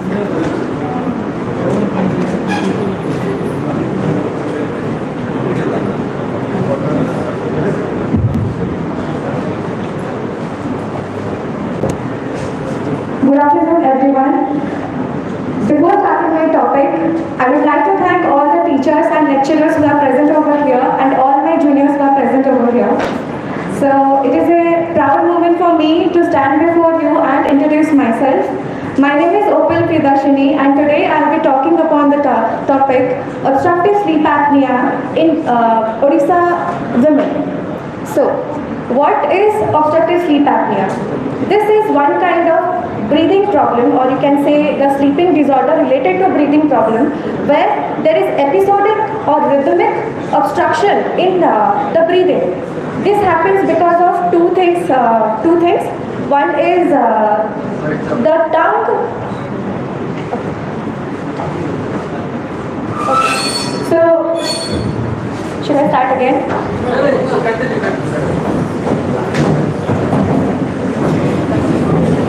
So what is obstructive sleep apnea? Obstructive sleep apnea is a sleep disorder that is characterized by rhythmic or episodic breathing starting and finishing of breathing that happens because obstruction of the upper airway passage. And this happens because of nasal septum obstruction or some of the faciolingual deformities like the tongue. Some people's tongue are very large, tonsils are very large. So what happens is that the volume of the air cavity where the air passes, that gets obstructed. So why this happens? Actually, this happens because of excess fat around the neck, and that actually decreases the circumference of the air. And when here in the first one, you can see the normal breathing where the blue line showcases the normal passage of air. And the second one, which is one of the symptoms of this OSA, that is snoring, where there is less amount of air that is inflowed into the air cavity. In the third one, where there is complete obstruction of airway for 10 or for 14 seconds. What happens is the oxygen deprivation happens in the brain, and in the blood oxygen level that also decreases, and carbon dioxide level that increases. Because of that, oxidative stress also increases, and that leads to allotment of the brain. But that allotment of the brain is very short that we don't notice it. Only the sleep partners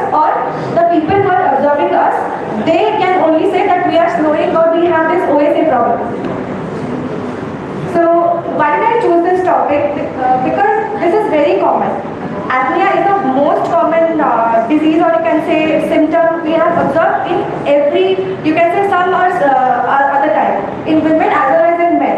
But this topic has been under researched in Odisha, and based upon the gender biased tools, diagnostic tools, we have not done any kind of research. I have went through Shodh Sindhu and also research came, and in Odisha only we have 6 documented records around this, and only that is population based or question based surveys, which is not at all effective. Another thing is that it is gender and geographically conditioned. That is the things or the research that has been happened in the outside countries or foreign countries that cannot be estimated to our population. So in Odisha, geographically it is very different, and in America, where the studies have been extensively done, that is very different. And also in the healthcare facilities in Odisha, we don't have it.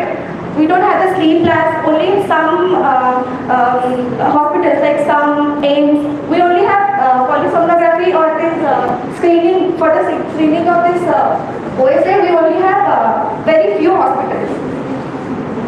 So let me discuss the etiology and risk factors, basically why and how this happens.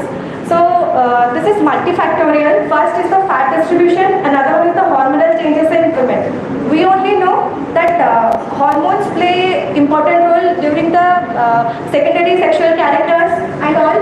So in the PCOS, in the menopause, in the pre-menopause and post-menopause, everything happens to be risky to OSA. Then body fat distribution, what happens is that progesterone and estrogen are steroid hormones. So they affect the fat distribution in women bodies. In the next slide, we can see this is kind of the android type of body fat division, and this is the gynoid type of body fat distribution. This happens in the post-menopausal stage, where the progesterone and estrogen decreases to the normal level, and because of that, the body fat shifts to upper part of the body, that is to the neck area, thereby decreasing the circumference of the airway passage. And here, this is pear shape. It is not visible. Okay. So in the this shifts to lower part of the body, mainly in the pelvic region, because of protective function. Because this is needed for child rearing. So the post-menopausal and pre-menopausal stages are very different. So there is a very big research gap in this topic, OSA, because women and diagnostic tools, they are very far away from the research topic of OSA. All the diagnostic tools are based on men symptoms and men questionnaire. That is, you can see here, the stop band and you can say the non-invasive sensors.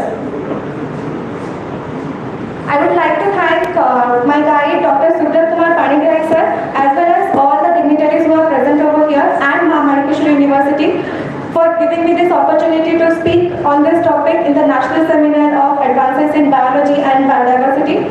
That's it, that's my time. Can you tell me one reason why a lot of work is done in USA but not in India? We are not funded that much, and sleep labs, polysomnography, they are very high cost. They are not funded by that. Okay, but the most important point is, do you know what is the divorce rate in USA compared to India? Divorce rate? Divorce rate. Family divorce. Very high. It's very high. Highest in the world. And do you know what is the reason of divorce? Snoring. Snoring. So because of snoring, there is the highest divorce rate. This is the reason why everybody wanted to study how to stop this snoring, to check divorce. In India, divorces are there. Don't worry. So thank you very much for your nice talks. We came to end up the topic to we will go to the session assessor number 4. My job is over. I hand over the mic to Dr. Suprapalka and Dr. Samsan there for the next person. Thank you.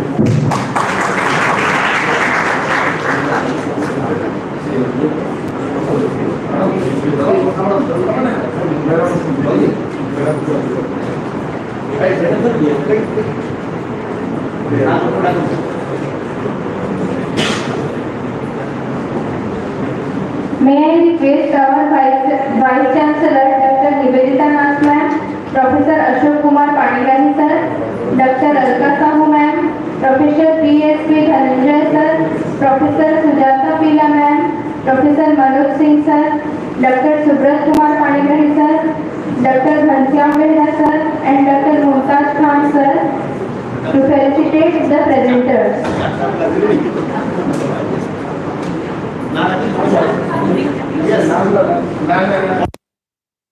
पायल होता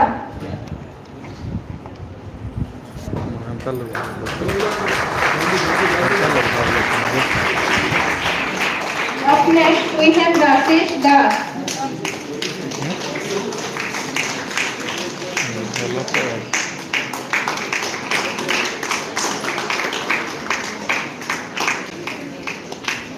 ठीक है line दे दो ठीक है line दे दो Next, Mutiranjan Farida.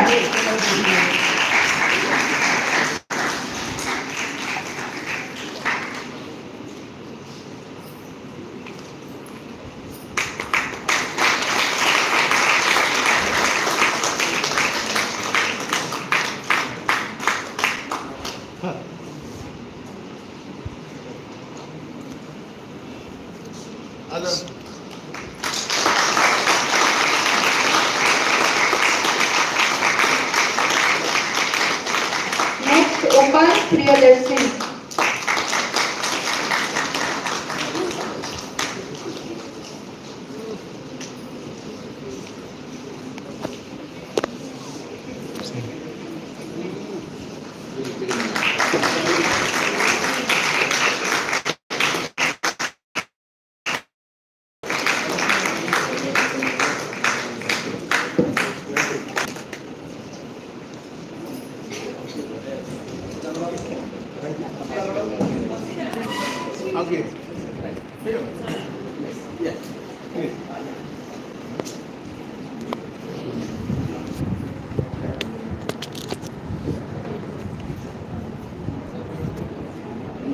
Good afternoon, everyone, and everyone present here.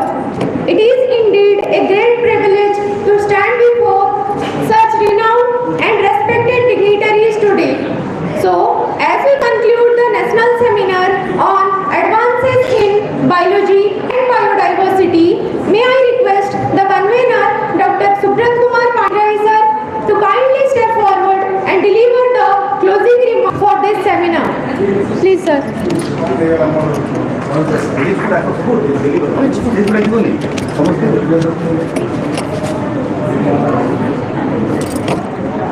May I request respected dignitaries to come on the dais.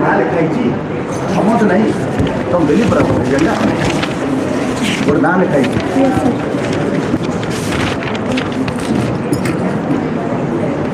So, may I request Chief Guest Professor Ashok Kumar Panigrahi sir, Chief Patron, Vice Chancellor in charge Dr. Nivedita Nath ma'am, Convener Dr. Subrat Kumar Panigrahi sir, Co-Convener Dr. Mumtaz Khan sir, Organizing Secretary Dr. Ghanshyam Mehta sir to come upon the dais.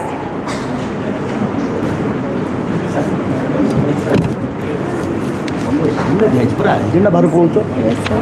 Sorry, sir.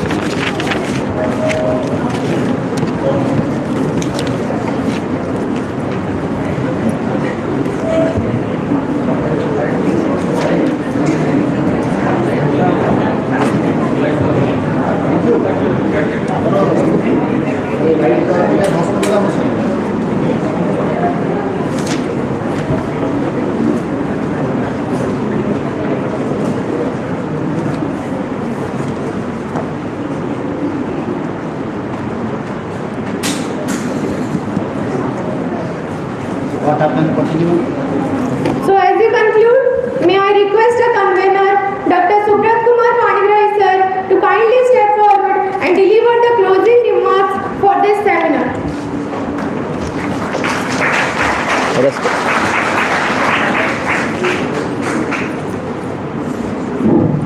Good Good afternoon. Respected Chief Guest, Professor Ashok Kumar Panigrai, esteemed guest of honor, Professor Sujata, Registrar of Dr. B.R. Ambedkar University, Honorable Keynote Speaker, Professor Dhananjay from Andhra University, Professor Manoj Singh from Kalinga University, Dr. Alka Madam, distinguished faculty members, scholars, and dear participants. A very warm good afternoon to all. It is an honor to stand before you as we conclude the national seminar ABB 2025 at Mnikeshwari University. Over the past 2 years, we have engaged in insightful discussion, exchanged ideas, and explored new perspectives on advances in biology, environmental pollution, vector biology, algal biology, biodiversity conservation, AI and biology, and so on. This seminar has been a valuable platform for learning and collaboration. We were privileged to hear from distinguished speakers who shared their expertise, enriching our knowledge and inspiring further academic inquiry. The panel discussion and research perspective have been truly thought-provoking. I extend my heartfelt gratitude to our chief guest of honor and keynote speaker for their time and invaluable contribution. A special thanks to all participants, researchers, and panelists whose enthusiasm and made this seminar a grand success. I also express my sincere appreciation to our Vice Chancellor, Madam, organizing committee, faculty members, and student volunteers for their dedication and hard work. As we conclude, let us take forward the ideas and collaboration we have fostered here. Thank you all for making this seminar a success. Wishing you all the best in your future endeavors. Thank you everyone. Thank you. Good day. Thank you, sir. We truly appreciate your thoughts and inspiring remarks. Now, may I request the organizing secretary, Dr. Ghanshyam Behra, sir, to kindly present a brief report on today's seminar.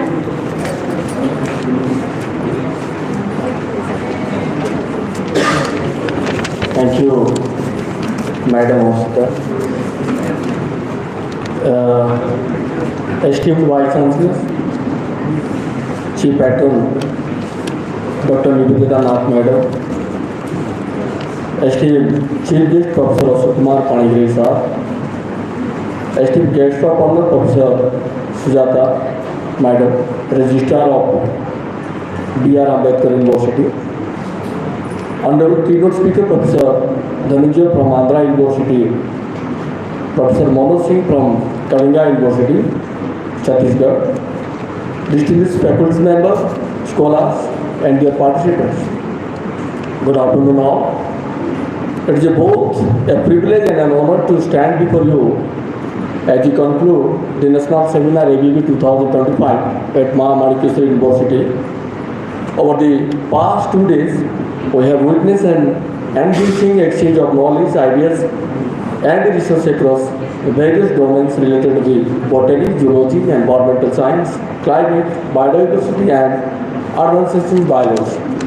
Our esteemed keynote speaker, Professor Ashok Kumar Panigrai, Professor Subhashini Patnaik, Professor Dhananjay, Professor Manoj Singh, Dr. Tapal Kumar Bari, Dr. Mrityunjay Jaina, and so many have shared invaluable insight, and the panel discussions have sparked thought-provoking conversations.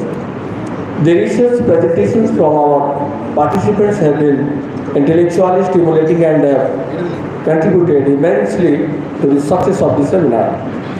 I would like to take this opportunity to thank each and every one of you, from the scholars and speakers to the delegates and volunteers, for your active participations and commitment, which made this event truly memorable. A special thanks to our chief guest, Professor Ashok Kumar Panigrai sir, for honoring us with your presence, as well as to our guest of honor for their continuous support and contribution to the seminar. On behalf of the organizing committee, I extend our sincere gratitude to all the dignitaries, faculty members, and volunteers who worked tirelessly behind the scene to ensure the smooth execution of the seminar. And wrap up, I encourage everyone to take forward the knowledge gained, collaborate on ideas, and continue the journey of learning. Thank you all for being a part of this enriching experience. Thank you. Thank you.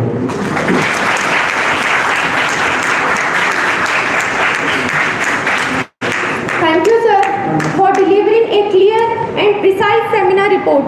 Now, with great respect, may I request the chief guest, Professor Ashok Kumar Panigrahi, sir, to deliver his remarks and share his thoughts.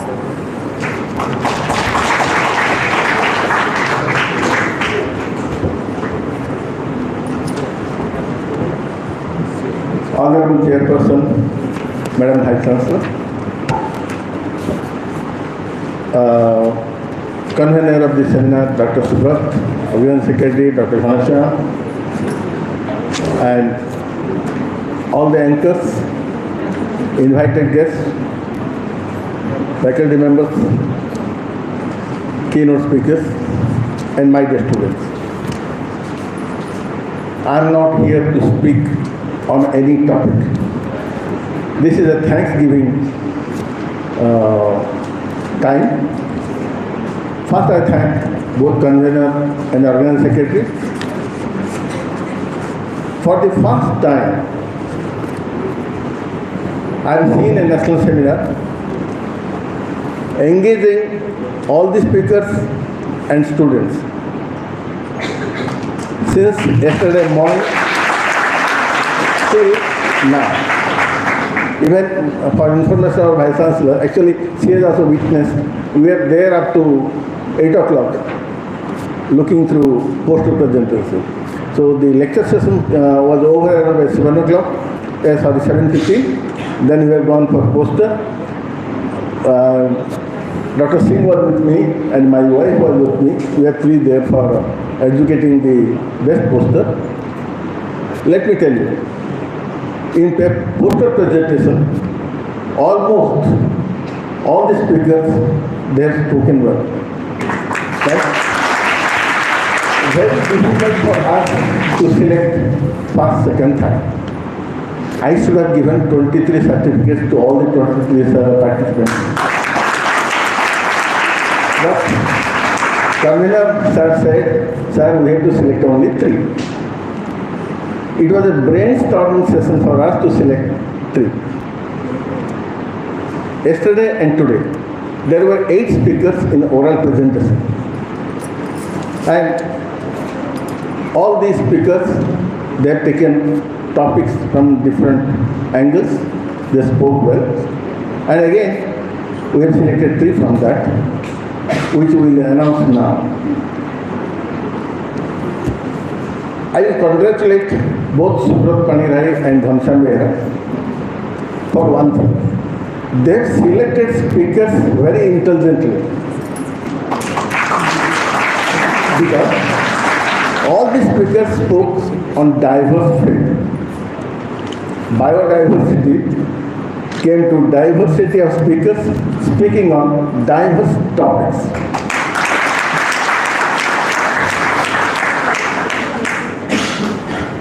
I will definitely thank my students for giving patient hearing for all the speakers when they speak.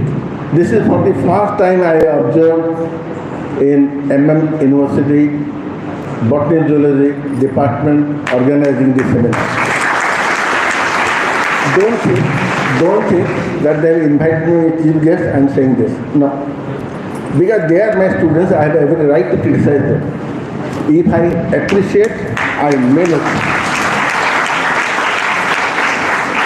I never leave an opportunity to witness the cultural program organized by the students. Because me and my wife, we love to see how students perform. Yesterday, Everybody's presentation was very good, and most interestingly, one particular, please others should not mind, one item where my goosebumps came up, that is Mahabharata. I am happy. For the first time, I have seen boys doing Mahabharata. For the first time, I have seen girls doing Mahabharata. Oh my God. Oh my God. Heart touching, it touched me. And the last dance, I call it a pagal dance. I don't know what you call it. That's what I meant. And the conduct and behavior of students from the time of my arrival till now is noteworthy and excellent. We appreciate it as a... Now, I will talk on topics. Most of the speakers, they have tried their best to explain their topic, and they have little bit gone down to explain because so that the students can understand the topic very well, right? Because you get a variety of subjects speaking on different items. This is very rarely in seminars we used to see. Do you know the reason why? The topic is fantastic. See, advances in biology and biodiversity. Such a broad topic, everybody can be accommodated. I congratulate both convener and also organizer for selecting the topic, selecting experts, selecting keynote persons, and selecting everything good, only except one thing, timing. March 30th and 31st are hot days. Of course, in front we have got still hotter days, but we will meet prior to that. Except temperature, everything was the best. This is my personal opinion because I have visited many national seminars organized by colleges, autonomous colleges and universities all over India. And I am very much satisfied with this performance. I say from my heart, thank you so much.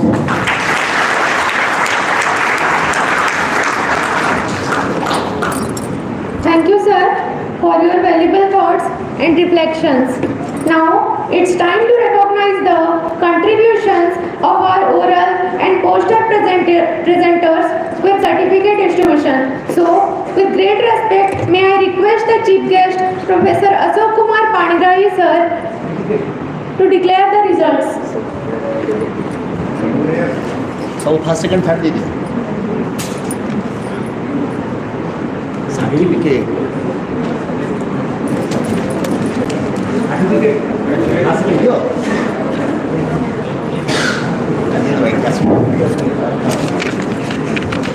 Poster presentation, that joint first. Letter of felicitation.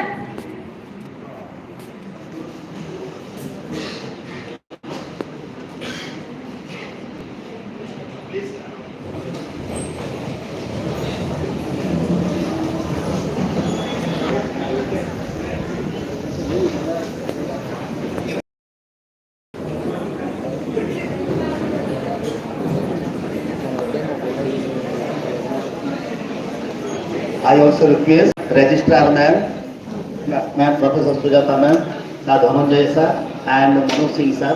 Please, sir. Join you, sir.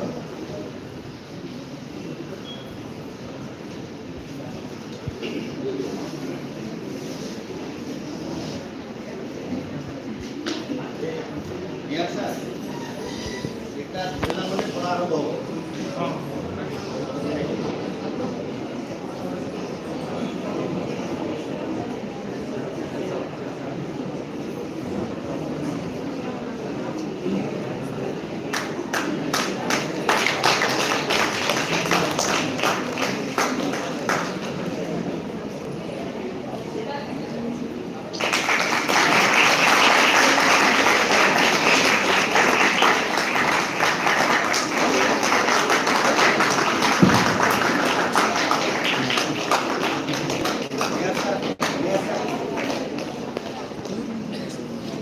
माँ माणिकेश्वरी विश्वविद्यालय माणिक्य विहार भवानीपाटना 766001 जिला कलाहांडी उद्भिद और प्राणी विज्ञान विभाग 31 मार्च 2025 संवर्धना पत्र प्रापक professor Ashok Kumar Panigrahi उद्भिद विज्ञान विभाग ब्रह्मपुर विश्वविद्यालय भंज विहार ब्रह्मपुर।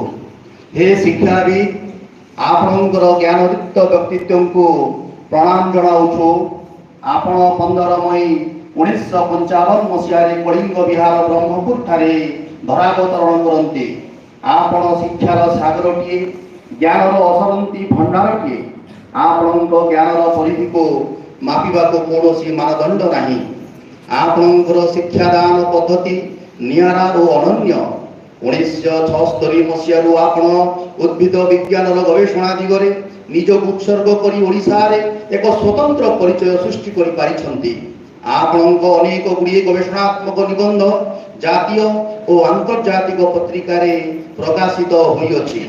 आपणक कलम मुनरु अद्यावधि 16 खंड बही प्रकाशित हो सारी जहाँ छात्र छात्री तथा अध्यापक अध्यापिका मध्य एक नूतन ज्ञान बांटिबारे सहायक होइछि। आपण विभिन्न शिक्षानुष्ठान मर्यादाजनक सम्मान अधिकारी जहाँ आपणकर व्यक्तित्व को परिचय को सूचित करे। आपणकर बाल कलार जादुकरी स्पर्श छात्र छात्री भितर उत्साह सृष्टि करे। हे कर्मयोगी आपण सदैव उपस्थिति आम जातीय आलोचना चक्र शोभावर्धन करिअछि। आपणकर पाद धूली आम विभाग को नूतन दिशा देखाउछि। तेणु सम्मान पूर्वक आपण उक्त संवर्धना पत्र प्रदान करी निज को गौरवान्वित मन करुअछु। आपण आगामी भविष्य मंगलमय हो यह माँ माणिकेश्वरी निकट में आमर कामना।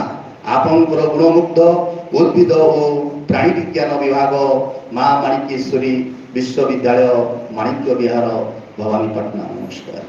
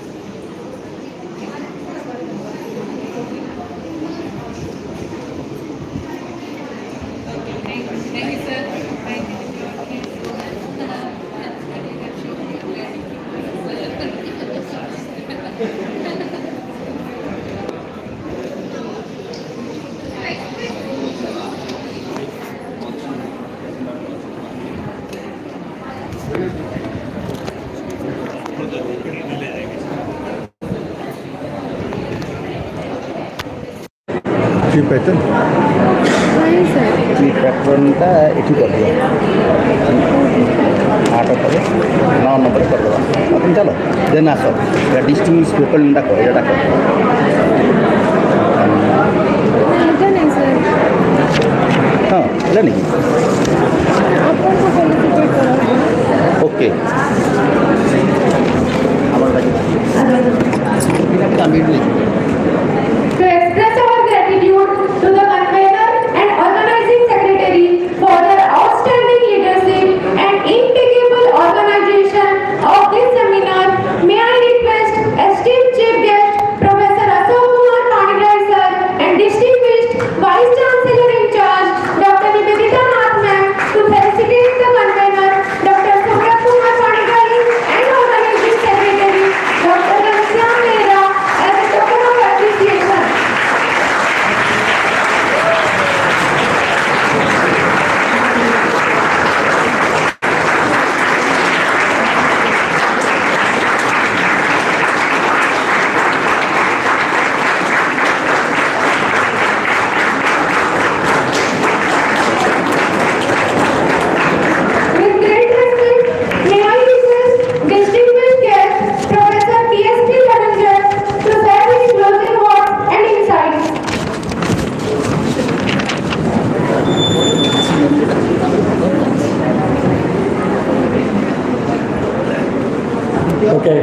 So I think it's not a closing remarks, to be honest, because let this fresh moments to be open forever in our minds, right? So first of all, thank you, Honorable Vice Chancellor of this University, Manakesh, ma'am. Thank you very much for conducting such a seminar. Congratulations for this kind of seminars. And because as Ashok sir has told rightly, we have attended many seminars and we have seen many conferences. But for a newly born baby, which is a freshly recognized university, conducting such a wonderful seminar and engaging audience, more importantly, right? It's not easy. And you are so well disciplined students. Ma'am, Vice Chancellor, ma'am, your students are too good, to be honest. Right? I give full credit to them, not to any of our speakers, not to any of our guests. We are all a part of many things. But I am very sure this kind of seminars organizing by Subrat sir, for the very first time when he told sir I am conducting first time. So he is so humble to ask us so many suggestions, and he took it very positively. Because we are feeling, can I say this? He said, no, please. I am more open to take anything, whatever you say. And surprised, Registrar Madam has told some small suggestions. He went like that and he came like this. This is that. See, the output is so fast. And it's not easy.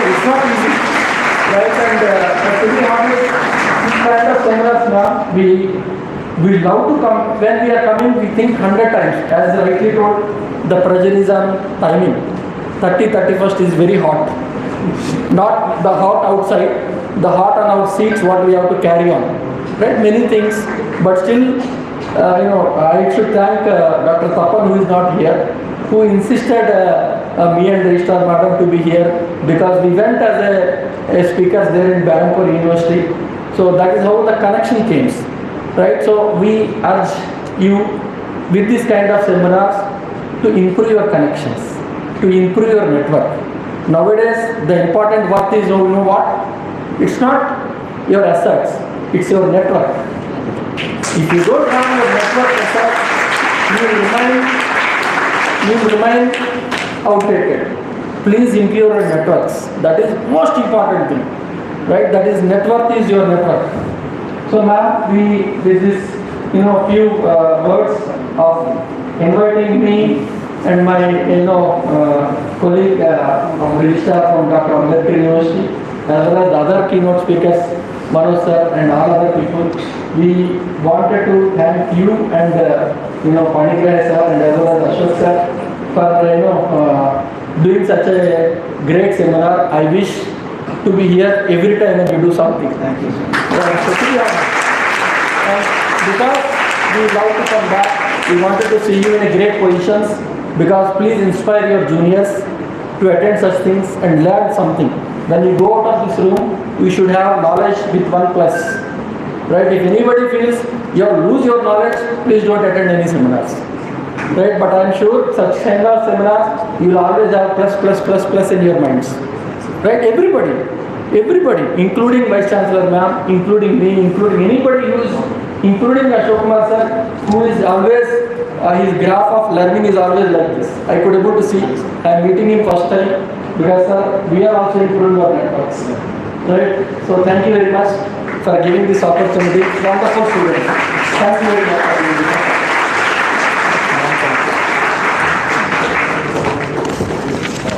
Thank you, sir. May I request distinguished guest, Professor Sujata Pila ma'am, to say her words.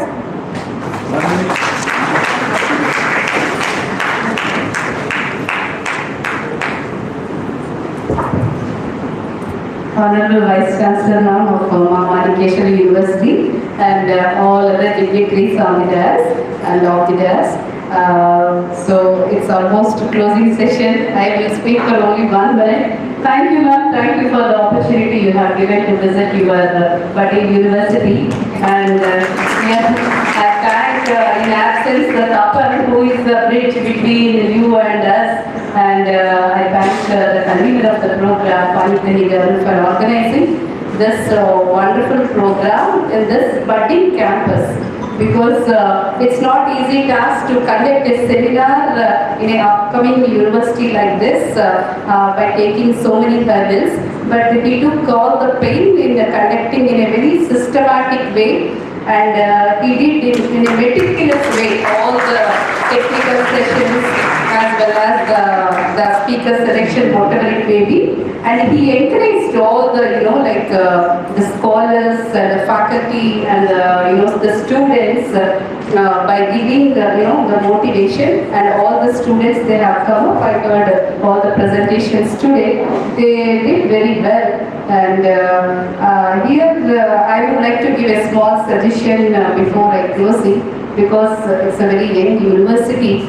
And I could see a lot of good academic faculty over here. So you apply for the good funding and do good research, because you have regional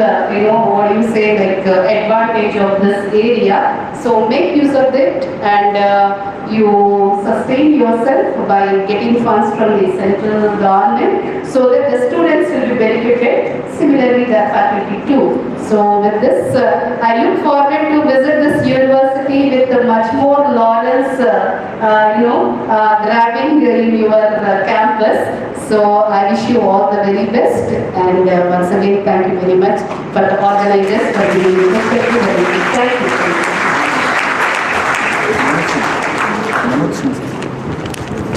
Now, may I request distinguished guest Manoj Singh sir, Professor Manoj Singh sir, to say his words.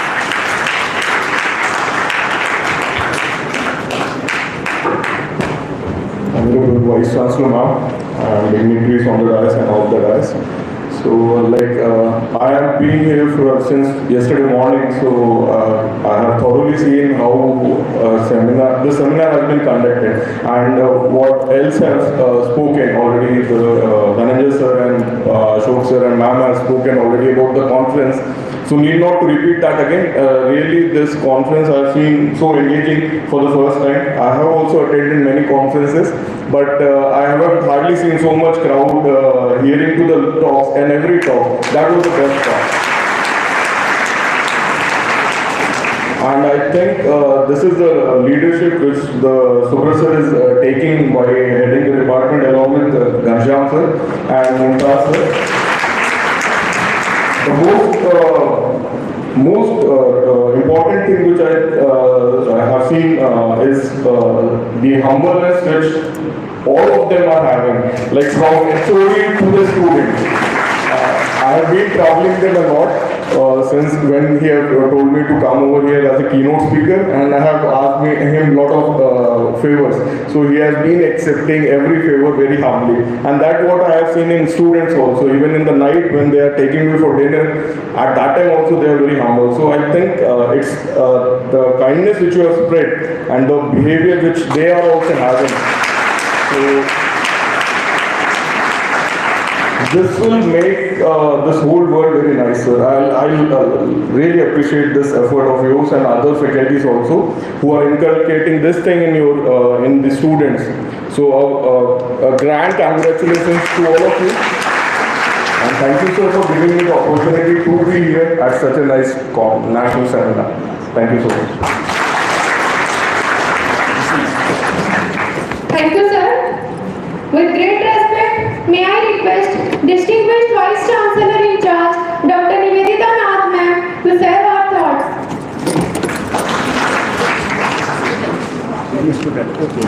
With the wish of my vice president, only one student or two students from here and one.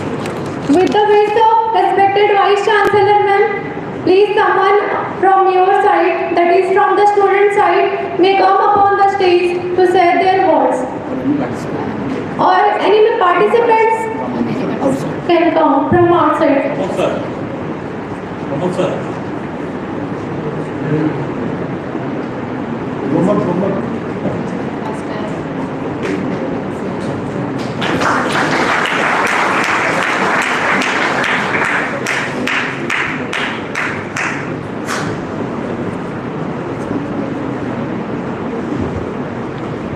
Thank you, sir. University